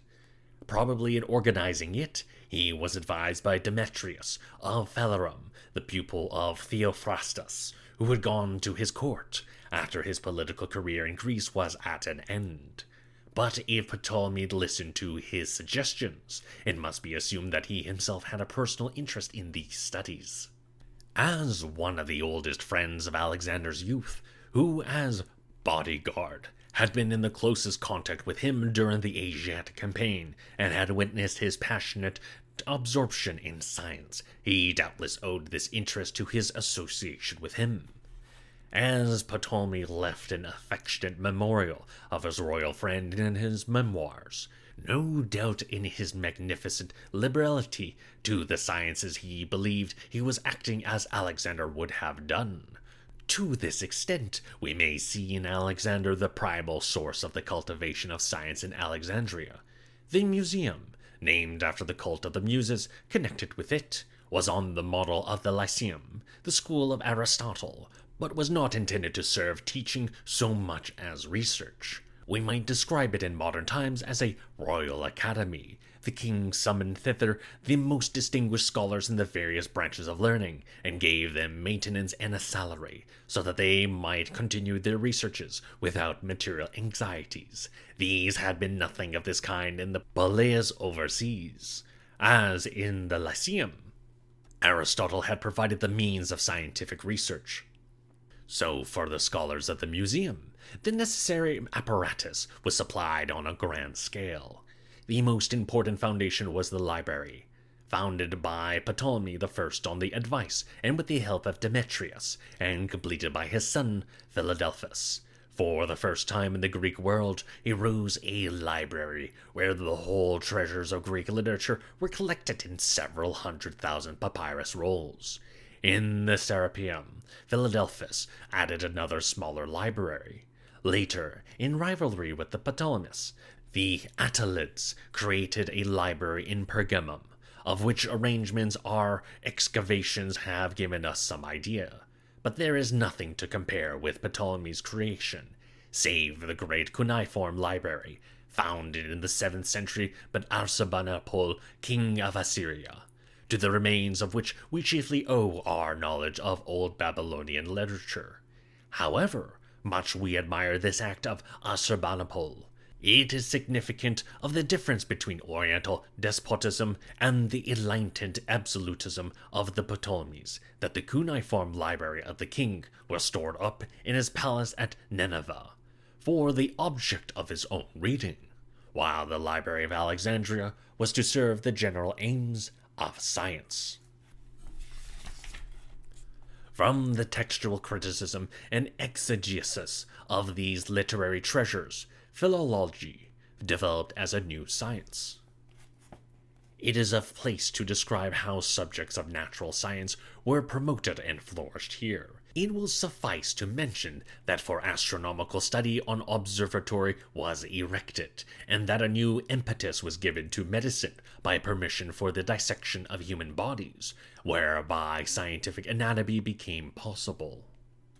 Zoological studies, too, were served by the Zoological Garden, in which Philadelphus, out of personal interest, collected rare examples of exotic animals. The first scholars of the day worked in Alexandria: Euclid, the mathematician, Herophilus, the doctor, the many-sided Eratosthenes, and many others. Foreign scholars also were in the closest relations to their Alexandrian colleagues, like Archimedes of Syracuse, the most talented of mathematicians and mechanical inventors, the astronomer Aristarchus of Samos, unless he was himself an Alexandrian, who grasped the heliocentric idea of Copernicus, that the earth turns on its axis round the sun, an idea which, to be sure, he was not yet able to prove. Though this origin and development of the various branches of science can only be indicated, it must be emphasized that by the investigations and descriptions which Alexander caused his staff of scholars to make, he supplied much valuable material and the necessary stimulus to many sciences. It has often been pointed out how much Theophrastus's work on plants owes to him. The extension of the geographical horizon and the correction of earlier maps by Alexander was of vast importance for geography. The new facts that he and his successors disclosed were worked up by Eratosthenes in his new picture of the earth in the 3rd century. It was not only science that was promoted in Alexandria, but also poetry and art. The Ptolemies endeavored to attract to their capital and keep there the most famous poets and artists of their day. Of the Alexandrian poets, let us single out the greatest of them, Callimachus of Cyrene, who was occupied with the drawings up of the learned catalogue of the library. At times, like Theocritus of Syracuse, stayed there and wrote some of his most beautiful idylls. The liberality with which the Ptolemies rewarded the victors in the musical competitions and the splendor of their festivals attracted poets, musicians, and artists of the most varied kinds to Alexandria. It was from Alexander that the Diadochi took over the idea of making the games, agonies, an instrument of propaganda for Greek culture in the East. The special circumstances of Alexander's moving court and camp were the reason why in some cases the actors and musicians whom he fetched for his competitions formed themselves into unions under the direction of prominent artists. It is easy to conjecture that this led to the formation of permanent bodies of Dionysic technetai, artists, who in the Hellenistic age took over the furnishing of the musical agonies. Out of their organization, and for payments they supplied the necessary personnel, the writer, the actors, tragic and comic, the musicians, lyre players, flutists, and so on. This arrangement, which was so important for the artistic life of the future, and gradually covered the whole area of Greek culture, owed its origin, it appears, to Alexander. Plastic artists also obtained from the Ptolemies much opportunity of practicing their art. The attraction which the city had exercised on artists at its formation was sure to increase, when it was decorated by degrees with the most magnificent buildings, palaces, and temples. Here one might mention the wonderful Pharos, or lighthouse, the work of Sostratus of Sardis. With these extraordinarily successful efforts of the Ptolemies to make Alexandria the center of Greek culture, it is, at the first glance, difficult to reconcile the fact that in the Nile Valley, apart from the single exception already mentioned, Ptolemais in Upper Egypt, they founded no Greek cities, and many think that they had no intention of Hellenizing the country, in reality, obviously from political or economical reasons, as to which we can only conjecture. They employed only different means to extend Greek populations and therewith Greek culture in their country. They actually did much for Hellenization in settling their troops, chiefly Macedonians and Greeks. The Egyptians were at first excluded from service in the army, as clerics on fiefs held directly from the king.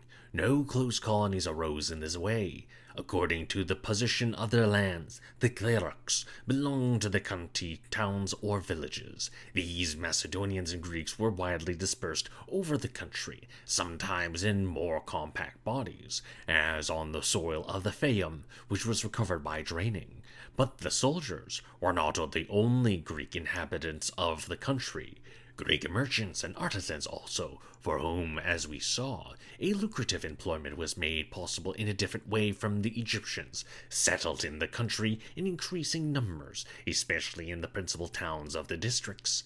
Thus, in these towns, which had been from the earliest times the centers of Egyptian life, Greek quarters were gradually formed, in which soon arose all the outward signs of Greek culture, gymnasia, theaters, and temples of Greek gods, even in villages, which were very frequently occupied by Greek soldiery. Gymnasia are occasionally found. The best evidence of the spread of Greek culture in the land is afforded by the finds of literary papyri scattered over the whole country up to the First Cataract. If Greek papyrus documents give us an idea of the spread of the Greek language, the remains of literary papyrus rolls are more notable from the standpoint of culture. They show us not only what authors were popular, but also that Greek literature was read not merely in the metropolis, but to a large extent in the villages. Of course, there were also numerous villages in which Egyptian life continued completely unchanged. This settling together of Macedonians and Greeks, who had come from the most different places in the Greek world to live permanently side by side in the cities of Alexander and the Seleucids, and in the settlements of Egypt, naturally exercised a great leveling effect. The differences of race, which in the mother country came out strongly in language and law, religion and custom, were sure to be smoothed away in this chance mixture of Greek society. The process is most noticeable in the matter of language. Local dialects gradually disappeared and the ground was prepared for a common language. In the only papyrus document we possess of Alexander's age, there are Dorisms as well as Atticisms throughout the predominantly iconic text, while in the numerous documents from the 3rd century onwards, such mixtures of dialect or dialectic forms do not occur. There we find nothing but the so-called common speech, koine. As the result of the progress of culture in the 5th and 4th centuries, the Attic language, ionized in vocabulary and idiom, could alone claim to be the universal language of the world. The spread of this language was greatly influenced by Philip's adoption, which we have noticed, of Attic for his chancery, and by Alexander's following suit after him. Soon a koine was formed for literature too, and prevailed through the Hellenistic age, until at the beginning of the empire it was driven out by Atticism. Like the dialects, the different views of law which were held by the mixed society disappeared in the new settlements. People could not only longer maintain the rights they had possessed in their polis. The laws were binding for all citizens, from whatever district they might have come. It appears that in the legalization of the Hellenistic age, Attic law, already widely diffused by the Delian League, enjoyed the principal consideration. At any rate, the laws of Alexandria, as a valuable papyrus has informed us, went back to the laws of Solon. Moreover, the grants of privileges to certain cities, as well as the approved rights of other cities, granted from time to time by kings, contributed to a certain balance in this respect. Gradually, in spite of local differences, in law as in language a certain unity began, and it is intelligible how under the emperors Greek law often held its own against Roman, and to some extent succeeded in influencing the latter. Equally in religion, a leveling of local peculiarities came about through the intercourse of the different Greek settlers. A decisive point was that the royal founders of a city, as a rule, determined to what gods temples should be built, as is recorded in the case of Alexander. For instance, at the founding of Alexandria in Egypt, equally the laws of the cities appointed by what gods the citizens should take the loyal oath. Through all these influences, the local differences of the settlers were more and more toned down, and the contrast between Macedonians and Greeks, which had still been strong under Alexander and his immediate successors, was softened. Though it probably never disappeared, partly because of the special military privileges which the Macedonians possessed down to the Roman age. Nevertheless, if this unification of the Greek element, in place of its previous subdivision, lent force to efforts in the direction of Hellenization, there were influences on the side of the Orientals, which strengthened their position in the conflict of cultures. First and foremost comes their numerical superiority. No exact figures can be given, but there is no doubt that in spite of all the Greek settlements, there was a vast majority of Orientals. At the highest point of development, in Egypt, in face of perhaps 7 million Egyptians, there was not nearly 1 million of Macedonians and Greeks. In Asia, even after the large-scale colonization by the Seleucids, there were extensive areas in which either no Greek cities existed, or only in a few in isolation. It was merely a quite thin upper layer of Macedonians and Greeks that was spread over Egypt and Asia. Apart from the above-mentioned, more thickly settled regions, their cities and settlements were like islands rising out of a great sea. Another obstacle was the extraordinary tenacity with which the Orientals generally clung to their own standards of civilization. Whether these were high or low, it was with difficulty that they could be induced to part with them. This statement applies to their languages, which, in spite of the spread of Greek, they preserved, with the exception of the Jews of the diaspora. It applies more strikingly still to their religion, and here we come to a point which touches the ultimate cause of the final failure of Hellenization. While the Greeks, as we said before, were always ready to recognize in foreign gods their own, and were willing to substitute their familiar names for the foreign ones, the Oriental peoples invariably refused to take over Greek gods and cults. When Ptolemy I wanted to create a common cult for Greeks and Egyptians, he could not think of suggesting a Greek god to the Egyptians. The Osiris Apis of Memphis was raised to be this common god under the name of Serapis. He was readily accepted by the Greeks, who saw in him now Pluto, now other of their gods, but the Egyptians called him in their native text Osiris Apis as before. One may see in the behavior of the Greeks a profound recognition that the gods who reveal themselves in nature are everywhere the same.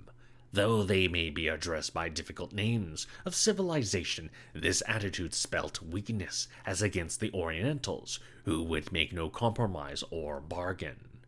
Official polytheism had long been unable to satisfy the Greeks themselves, and the educated had long sought a substitute in philosophy.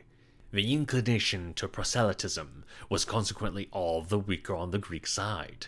Indeed, the thought had previously been quite alien to them, and in their search for religious satisfaction, they were more prone to seek an answer in foreign cults. According to a dictum of Wilamowitz, the rule of the Hellenes over the East was bound to fail, because they could not conquer its soul.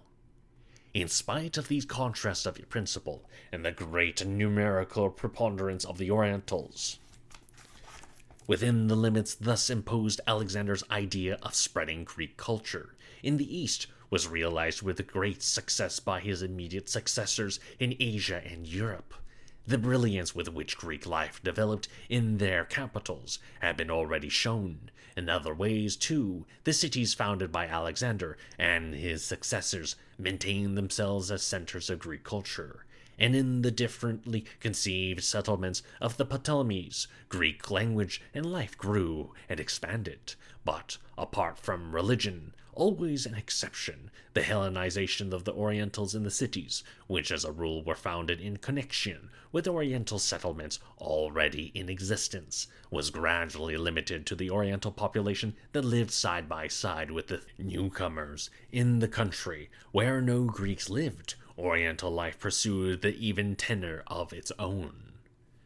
The extension of the Greek language among the educated upper classes of our Orientals from the new foundations to other cities of the East was probably influenced by the fact that Greek became the official language of the empire, the language which magistrates used in their proclamations only exceptionally when in the state interest all subjects had to be made cognizant of the contents of a document, was a translation into the native language published alongside of the Greek text, as we have it recorded for Egypt. Accordingly, the upper circles of Orientals who were in close intercourse with Greek officials, or were ambitious to carve out a career for themselves, soon learned Greek in addition to their mother tongue, without giving up the latter. For instance, in Egypt, the priests at an early date used Greek in intercourse with the officials. Since this was prescribed, no doubt Oriental traders and artisans quickly began to do the like for trade reasons. The Jews of the diaspora adopted the world language very soon, and so intensively that in the 3rd century in Egypt it became necessary to translate the scriptures into Greek, because in public worship that congregation could no longer understand them sufficiently in the original Hebrew. Thus arose the Septuagint, the Greek translation of the Old Testament, in the 3rd and 2nd centuries, and a Hellenistic Jewish literature as well, but this Hellenism was only an outward veneer. In reality, the Jews remained Jews, who adhered faithfully to their law and confronted the Gentiles with an exclusiveness that the Maccabean movement only heightened. Later on, there were conflicts in many places between Jews and Greeks. Even in the 2nd generation after Alexander, we find some prominent Orientals who were so completely Hellenized that they contributed to Greek literature books written in Greek. A priest of Marduk in Babylon, who dedicated to Antiochus I a book on Old Babylonian history, which he had written in Greek, using the cuneiform traditions. The other is Menestratos, an Egyptian priest, who, under Philadelphus, wrote an Egyptian history in Greek, using the traditions of the Egyptian temples. These books are the more interesting evidence of the victory of Hellenism, in that before their time, neither Babylonians nor Egyptians, though they left valuable annals and the like, ever thought of writing a history of their country in the sense of Greek historiography, as Berosus and Menestratos now did. Another Semite before them entered much more deeply into Greek intellectual life than they. This was Zeno, of Phoenician descent, from Citium in Cyprus, who, at the end of the 4th century, after studying philosophy at Athens, founded there the Stoic school, which for centuries played a leading part in the intellectual life first of the Greeks and then of the Romans. Hellenized Semites appeared also later in Greek philosophy, like the Carthaginian Cleomachus, originally called Hasdrubal, who in the 2nd century became the head of the academy at Athens. We may observe at an early date the influence of Greek art, or the cooperation of Greek artists in Oriental works, as in the above-mentioned reliefs of Alexander's age at Karnax and Luxor, or in the tomb of Petoceres in Hermopolis of the age of Ptolemy I. On the other hand, we pointed above to Oriental influence on Greek arts in Alexander's day.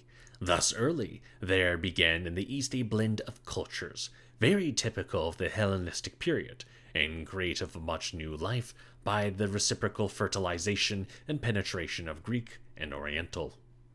Outside the sphere of Oriental culture, Greek art went on developing pure and undefiled in Hellas and the islands, especially Rhodes, and also in the Greek cities on the coast of Asia Minor, like Miletus, Priene, and Magnesia.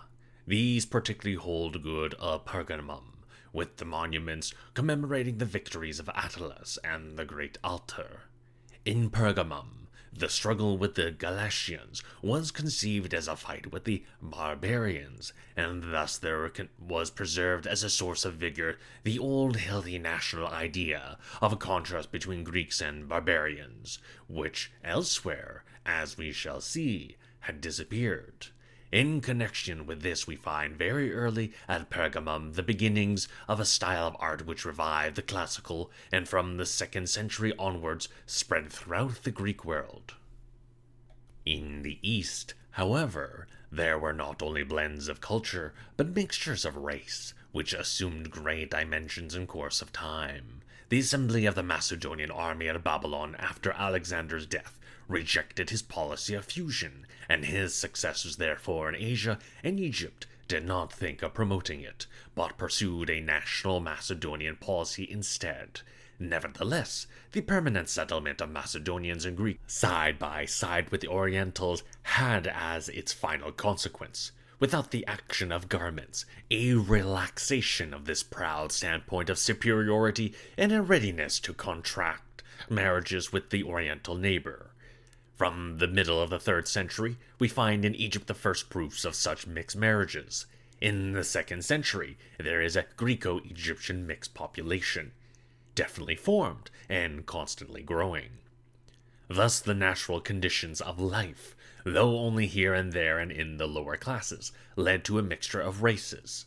The historical result was different from that at which Alexander had aimed. While he had thought exclusively of a fusion with the Iranians, the actual mixtures took place with those peoples whom he had not contemplated, Egyptians and Semites. Still, the basic idea, which had dominated Alexander in his latest years, was so far realized that the old contrast of Greek and barbarian was by these mixtures entirely abolished. Even Alexander, by his Iranian policy, and by its culmination, the policy of fusion, had broken away from this national principle, though it was he who in his youth had made it stronger than ever by the adoption of the pan-Hellenic idea.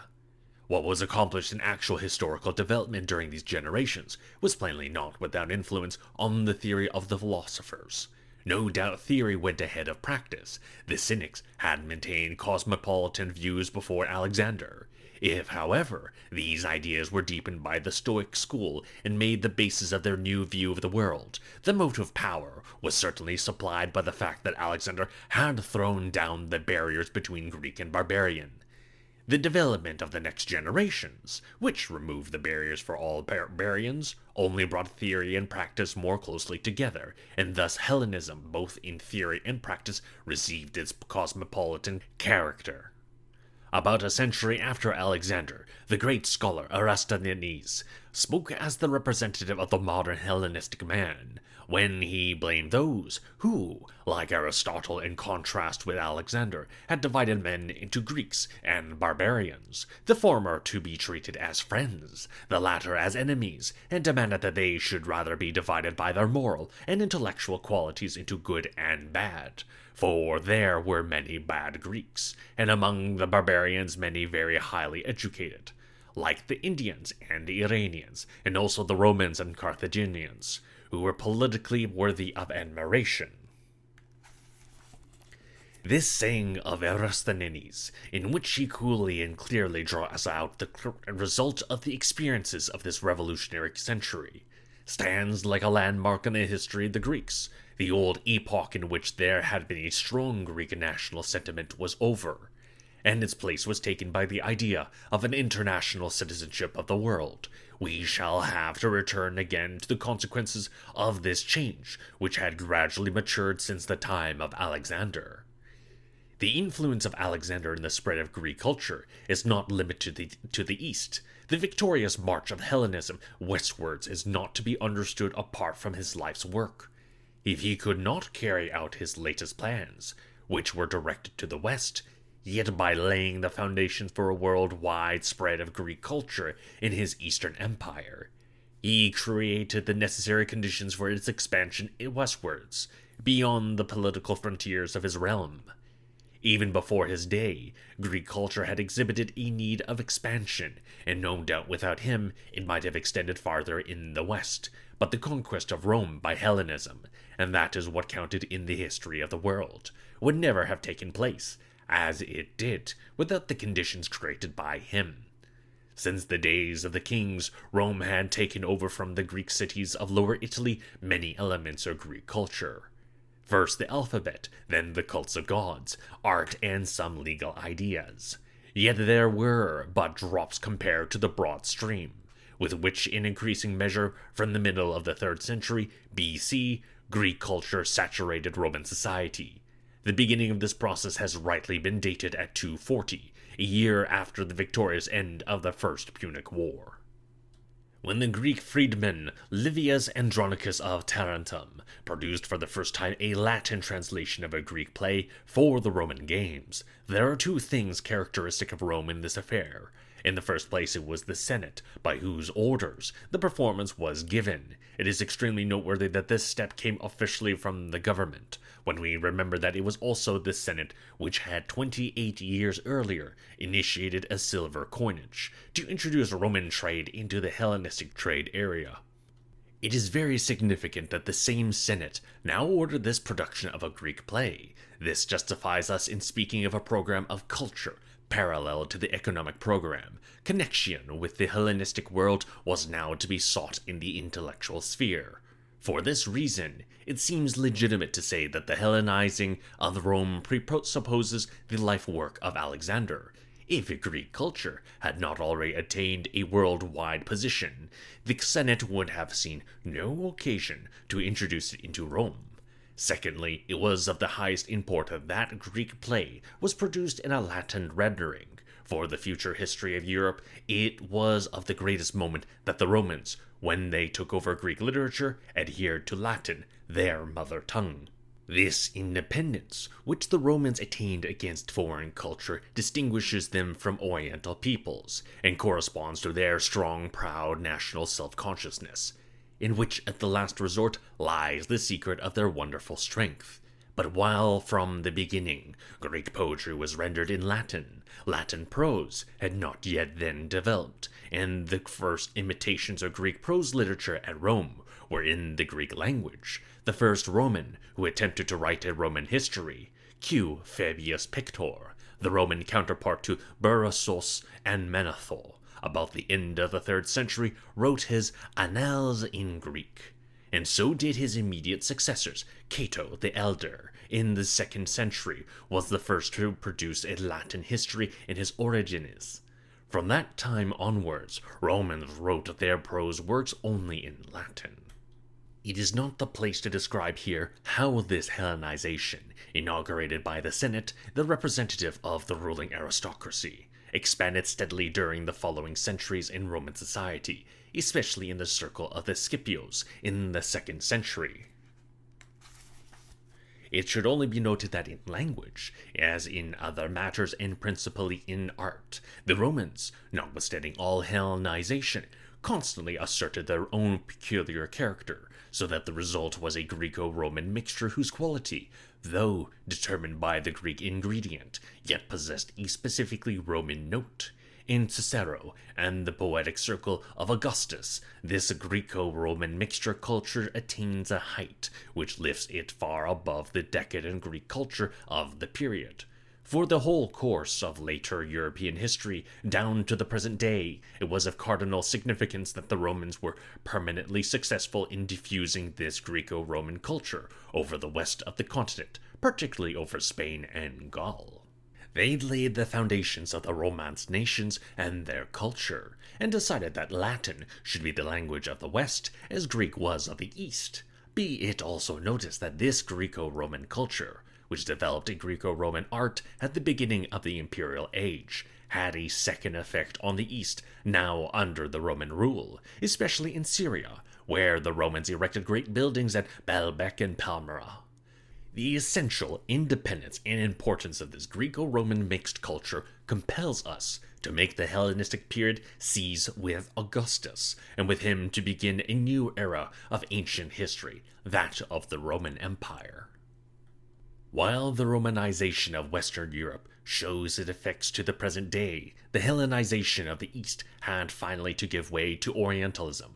This difference is explained not only by the advantages of the Roman method of colonization and by the strong protection which the Roman Empire afforded to the colonies of the West, but chiefly because in the West it was a question of bringing culture to barbaric peoples who were on an inferior level, while in the East, the task was to extend Greek culture to peoples of a high-level, primeval civilization. In the East alone could there be a real warfare of cultures.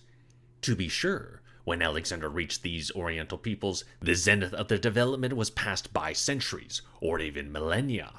Their creative power seemed to have died out, and their condition was generally one of stagnation.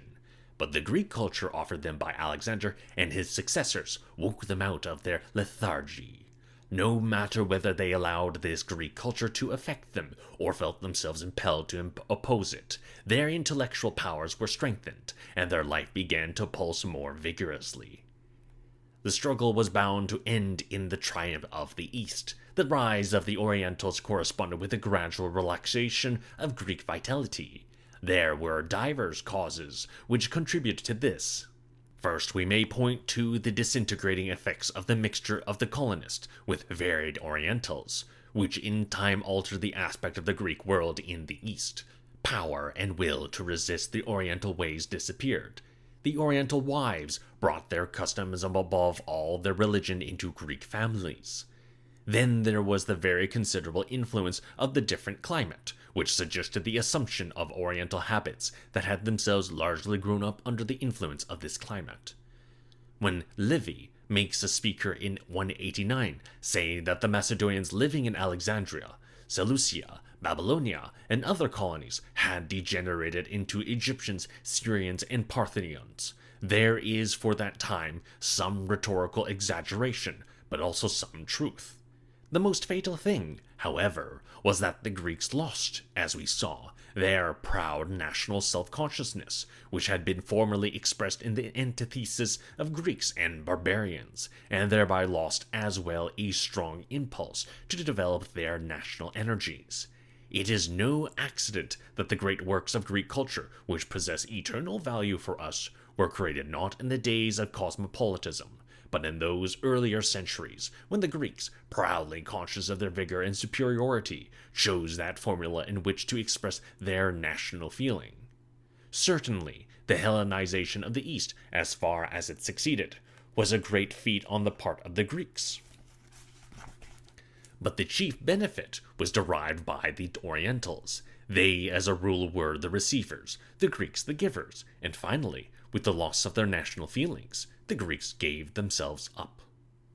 A further important consideration, which led to the decay of Greek power, was the foreign rule of the Romans, which in the 2nd century paralyzed the Greek world, and preeminently Greece itself.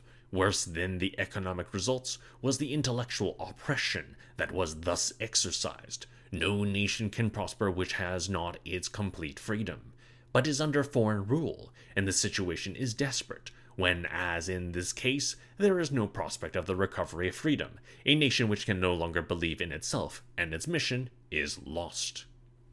These reasons enable us to understand how from the 2nd century decay becomes more and more evident in all the performances of Greek culture. The issue of the great struggle with the rising Orientals could not be doubtful. The course of this conflict can be sketched only in brief outline. Previously, the Seleucids had been the protectors and promoters of Hellenism throughout the whole of Hither Asia, but this protection became limited to a very confined area. When by the defeat of 129, they were obliged to resign to the Parthians all territory beyond the Euphrates, and were reducing to ruling over Syria and Cilicia only.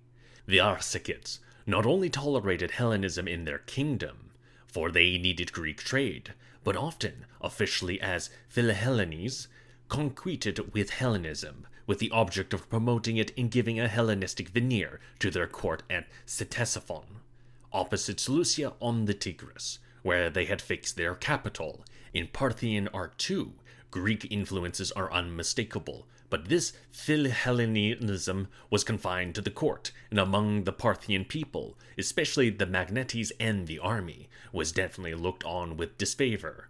These circles tenaciously adhered to Oriental ways, and a reaction against Hellenism began. In Egypt too, from the beginning of the 3rd century, there set in a nationalistic movement, which for a time resulted in the loss of Upper Egypt, and, under the weak government of the later Ptolemies, led to a strengthening of the Egyptian element against the Greeks. This reaction of the East against Hellenism, waking up here and there at first, and later becoming general, is of extraordinary interest for the present day, which is witnessing a reawakening of the East and a recoil against the European.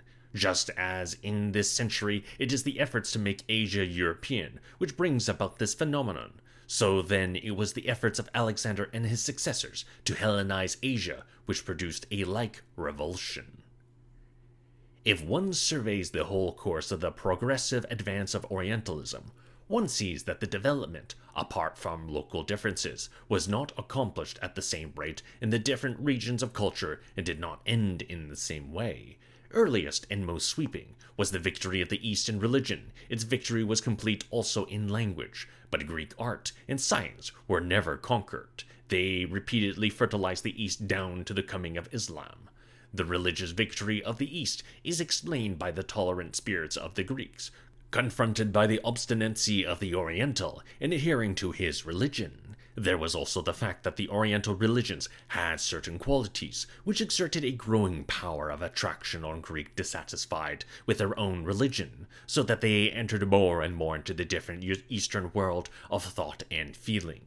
Just as today, many Europeans take refuge in Buddhism, the greatest charm was exercised by the great Oriental religions of the future life, which promised bliss hereafter to the believer, that is, to each individual, quite apart from his nationality.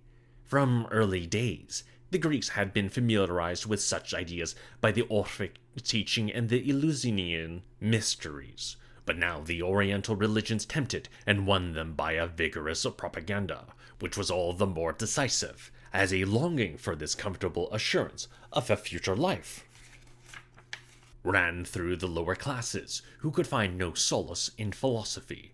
This strong Oriental movement was not limited to the Hellenistic East, but passed triumphantly through Greece and laid hold of Rome and the West. The divine mother of Asia Minor led the way, Cybele, whose orgiastic cult was introduced into Rome in obedience to a Sibylline oracle during the Hannibalic War in 204. If there was an external occasion for this, later cults came westwards in the course of the general expansion, which was promoted by Oriental traders, who more and more sought the West, and everywhere practiced their native cults in religious groups. Thus Egyptian gods reached the West, Isis, Osiris, and the new god Serapis, who was compared with various gods and in the 2nd century AD embraced them all as pantheos, under the cry of Serapis is one.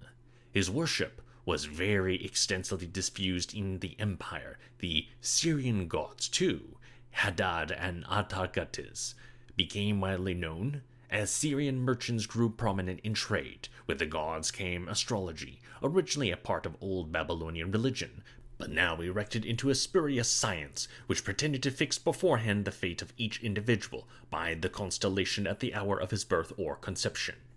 Berosus, whom we have above mentioned as historian, had tried to impart this Babylonian teaching to the Greeks, and after the canonical handbook had been written in Egypt in the 2nd century, astrology victoriously proceeded westwards. Cato the Elder warned his countrymen against the Chaldeans, as its heralds were called, and in 139 they were banished from Rome. But they returned. In the same way, the cult of Isis was several times but fruitlessly forbidden in Rome, and finally the disastrous fatalistic superstition reached the highest circles, even with the imperial throne, and for many centuries was busy in Europe. It is a sign of the disintegration of society today that this superstition has again crept in. Later came the Persian Mithras with his mysteries, after he had undergone some changes in Asia Minor, and with him the dualistic doctrine of Zarathustra. The Mithras cult, particularly through the Roman army, spread as far as Germany and Britain. All these Oriental cults not only were rivals of the Roman state gods, but also carried on an embittered warfare with one another.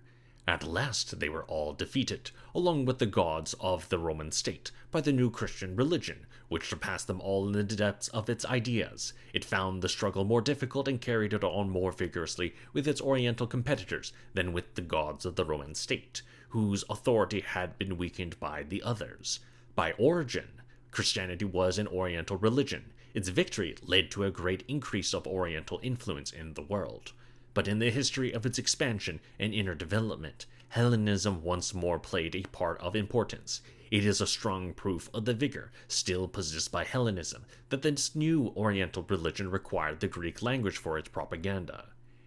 In the Greek Koine, we have the confessional books of Christianity by the spread of Hellenism in Asia Minor, where Christian propaganda first began. The way was made smooth for it. Moreover, the inner development of Christian doctrine was affected by the fact that it gradually entered into close connection with the spirit of Greek science, so that one speak of a Hellenization of Christian doctrine.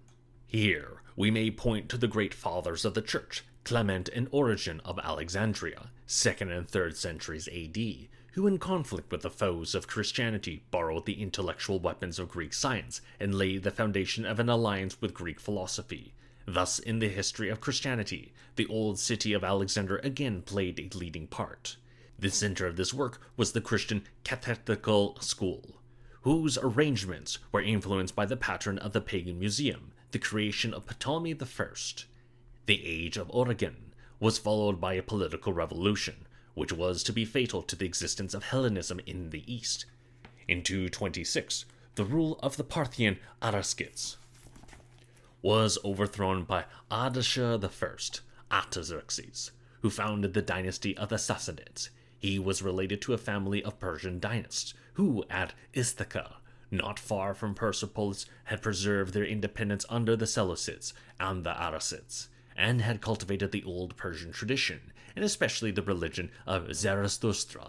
In the new Persian Empire of the Sassanids, which aimed at being a renewal of the Achaemenid Empire, this Persian religion was elevated into a state church, and the Persian national feeling thus aroused led, in contrast with the Arsacids' policy, to a consciously hostile reaction against Hellenism.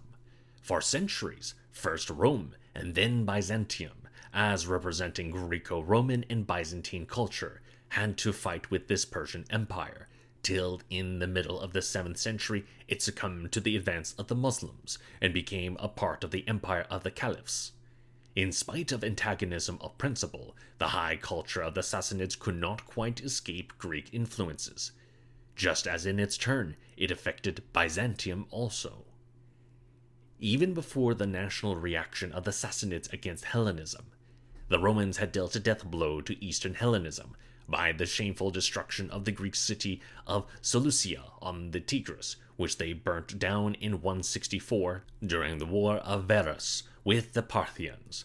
Through this disaster, the Greeks lost their bulwark beyond the Euphrates. The Greek language tended to disappear, and Aramaic, which had already had the widest circulation under the Achaemenids, spread more and more.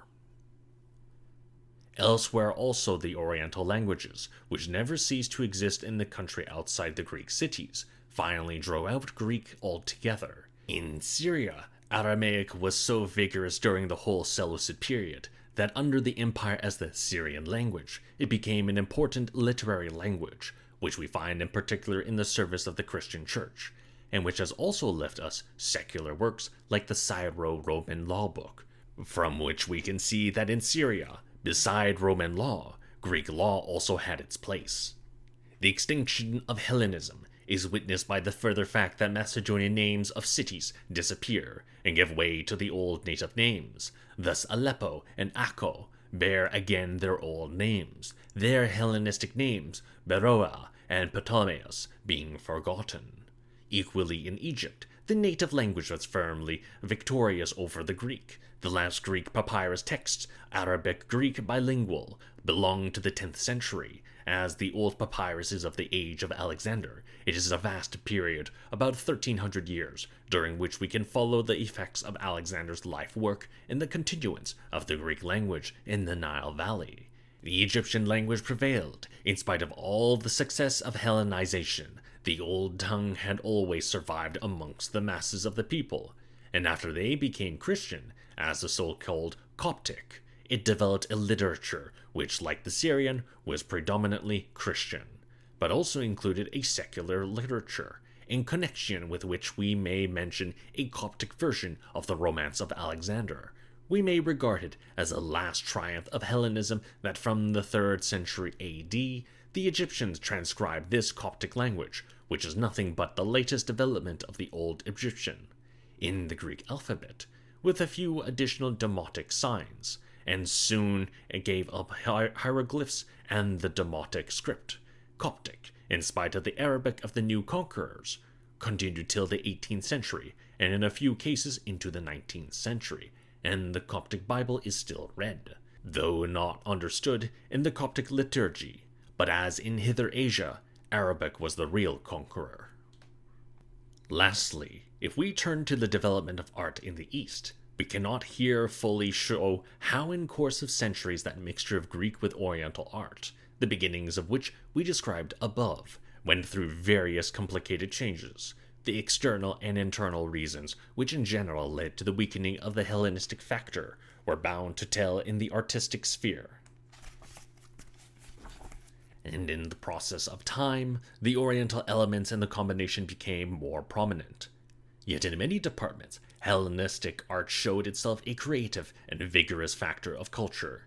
It should be noticed that even in the art of the Sassanids, in spite of the nationalistic attitude of their rulers, Hellenistic influences are unmistakable. The arch building, which in domes and vaulting was greatly developed in Sassanid art, for example, in the palace of the founder of the dynasty, Ardashir I, at Firuzabad, is based on the previous development of these forms in Syrian Hellenistic art, though the arch was not unknown to the ancient East. Thanks to the latest surprising results of exploration, the evolution of Hellenistic art in Bactria and its influence eastwards deserve our special interest in this country for which Alexander had to fight hard, and in which about the middle of the 3rd century Diodotus set up an independent Greek kingdom. Greek culture seems to have reached a high level. For the most part, we know only the coins of the Bactrian kings, but with their fine portraits and their divine types, they show us such an extraordinary beauty and maturity of artistic power that we may draw conclusions from them as to the general cultivation of art in the country. Separated from the Western world by the growth of Parthia, the expansive force of state and culture turned eastwards, and at the beginning of the 2nd century, when these rulers succeeded in occupying the valley of the Kabul and the Punjab, and later for a time the southern valley of the Indus, Bactrian art won an increasingly important influence in Indian life. Bactrian art has Hellenized the Indian gods, and after the analogy of the types of Greek gods, represented Buddhist subjects in the language of Greek art. They even, as the latest investigation has made probable, first created for the Indians the meditative type of Buddha by borrowing from Greek divine types. Though this Greco-Indian art is exhibited in numerous works of art, first during the early empire in the art of Gandhara, the district of Peshawar, yet probably these types go back to an earlier date. The extraordinary finds of the Prussian Turfan expeditions, which we now see in Lecoq's splendid arrangement in the Berlin Ethnological Museum, have recently given us the startling information that Greco-Buddhist art reached eastern Turkestan, where it meets us in numerous monuments from the 4th to the 9th century. Even so, the distant harvest of Hellenistic art is not yet exhausted, for this art of eastern Turkestan exercised a strong influence on the art of China and even of Japan in painting and sculpture.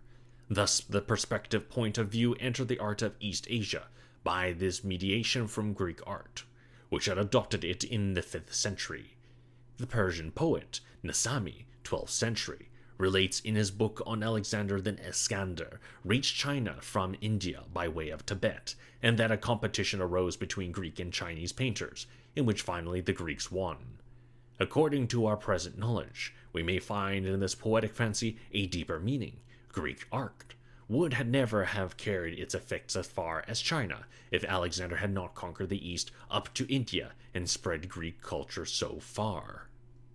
Recent research has likewise recognized more clearly that the art of Islam and Islamic culture in general were strongly influenced by Hellenism, while Mommsen called Islam the executioner of Hellenism. Present Islamic scholars see in Hellenism one of the components of Islamic culture, and actually one of the foundations upon which it was built. It was always known that the Arabs took over Greek philosophy, medicine, and other sciences, and gave back Aristotle to medieval Europe. The special part which Alexandria, where there were still learned scholars at the time of the Arab conquest of Egypt, played in the transmission of Greek sciences to the Arabs, has just lately been proved. Moreover, it is only recent research which has shown that beside the Sassanid and Byzantine arts, Hellenistic art was one of the sources of the Islamic art, which was gradually evolved. The new viewpoint could be formulated authoritatively in the phrase, "Without Alexander, no Islamic civilization." The book of Nasami on Alexander that we have just mentioned is one of the last phases of the Alexander romance, which in its oldest constituents took its form in Alexandria at an early date, and later, from the beginning of the Middle Ages, spread over the whole world, east and west alike, though the Greek version of Pseudo-Callisthenes, which is the basis for all these Oriental and Western works, is not a popular book, as was previously supposed, but has a semi-learned kernel, cognate with the historians of Alexander, and particularly with Clearchus. Yet the unprecedented circulation of this strange literary product demonstrates what a huge impression the heroic figure of Alexander made upon succeeding generations. By the Latin translations of Julius Valerius, 4th century, and of the archpresbyter Leo of the 10th century, the Alexander romance of Pseudo-Callisthenes became known to the civilized people of Europe and was reproduced in different languages as far as Iceland. Even the German poem on Alexander by the priest Lamprecht about 1130, through the medium of the French poem by Albrecht of Besançon, 11th century, goes back to the same source. Similarly, the Oriental peoples took over this half-prosaic, half-fabulous book of Pseudo-Callisthenes, translated it, and incorporated into it many features of the legend about Alexander which had grown up in the East, while the Christian Orientals preserved the feature of the legend that arose out of Egyptian local patriotism, whereby Alexander was son of the last Egyptian pharaoh, Nectanebo II. Ferdowsi and Nasami, from Persian national pride, made him a scion of the Achaemenid house, and thus their own national hero. In the Muslim poets, Alexander himself is a Muslim, who, as in Nasami, goes to Mecca and prays in the Kaaba. In the Quran, Alexander lives on, for the Dhul-Qarnayn, he with the 2 horns, mentioned in the 18th surah, is interpreted as Iskandar, probably a reminiscence of the son of Ammon, decorated with the 2 horns of Ammon. Even in Jewish eschatological literature, Alexander plays a part, so each race in its own way tried to appropriate Alexander. The most astonishing thing of all is that according to the reports of modern travelers even in our own day, the memory of Alexander is green in many places. Thus Franz von Schwarz, who at the end of last century lived long in Turkestan, states that the headmen of the eastern mountains districts of Badashkan maintain that they are directly descended from Alexander, while the other inhabitants of this country regard themselves as descendants of his generals and warriors. In Margelen, the capital of Fergana, men even to today venerate a red silk banner believed to have been used by Alexander in his campaigns, and his supposed tomb is held sacred. Sven Hedin has reported something of the same kind. As Alexander never reached these eastern regions, von Schwarz conjectures that perhaps the old population of Bactria and Sogdiana were driven by the Mongols into these regions and took with them recollections of Alexander to their new home. Thus the name of Alexander was not wiped out even by the devastating marches of Genghis Khan and Tamerlane. But in the West, throughout the Middle Ages, at least to the Renaissance, he survived in men's minds purely as the fabulous hero of romance, and his true history was forgotten. Only gradually has the real Alexander been roused to life again. It will soon be a century since Droysen wrote his talented pioneer work. Since then, each generation has tried to form its ideas of this unique personality. And that will be so, as long as we have a culture which does not repudiate its connections with the ancient world.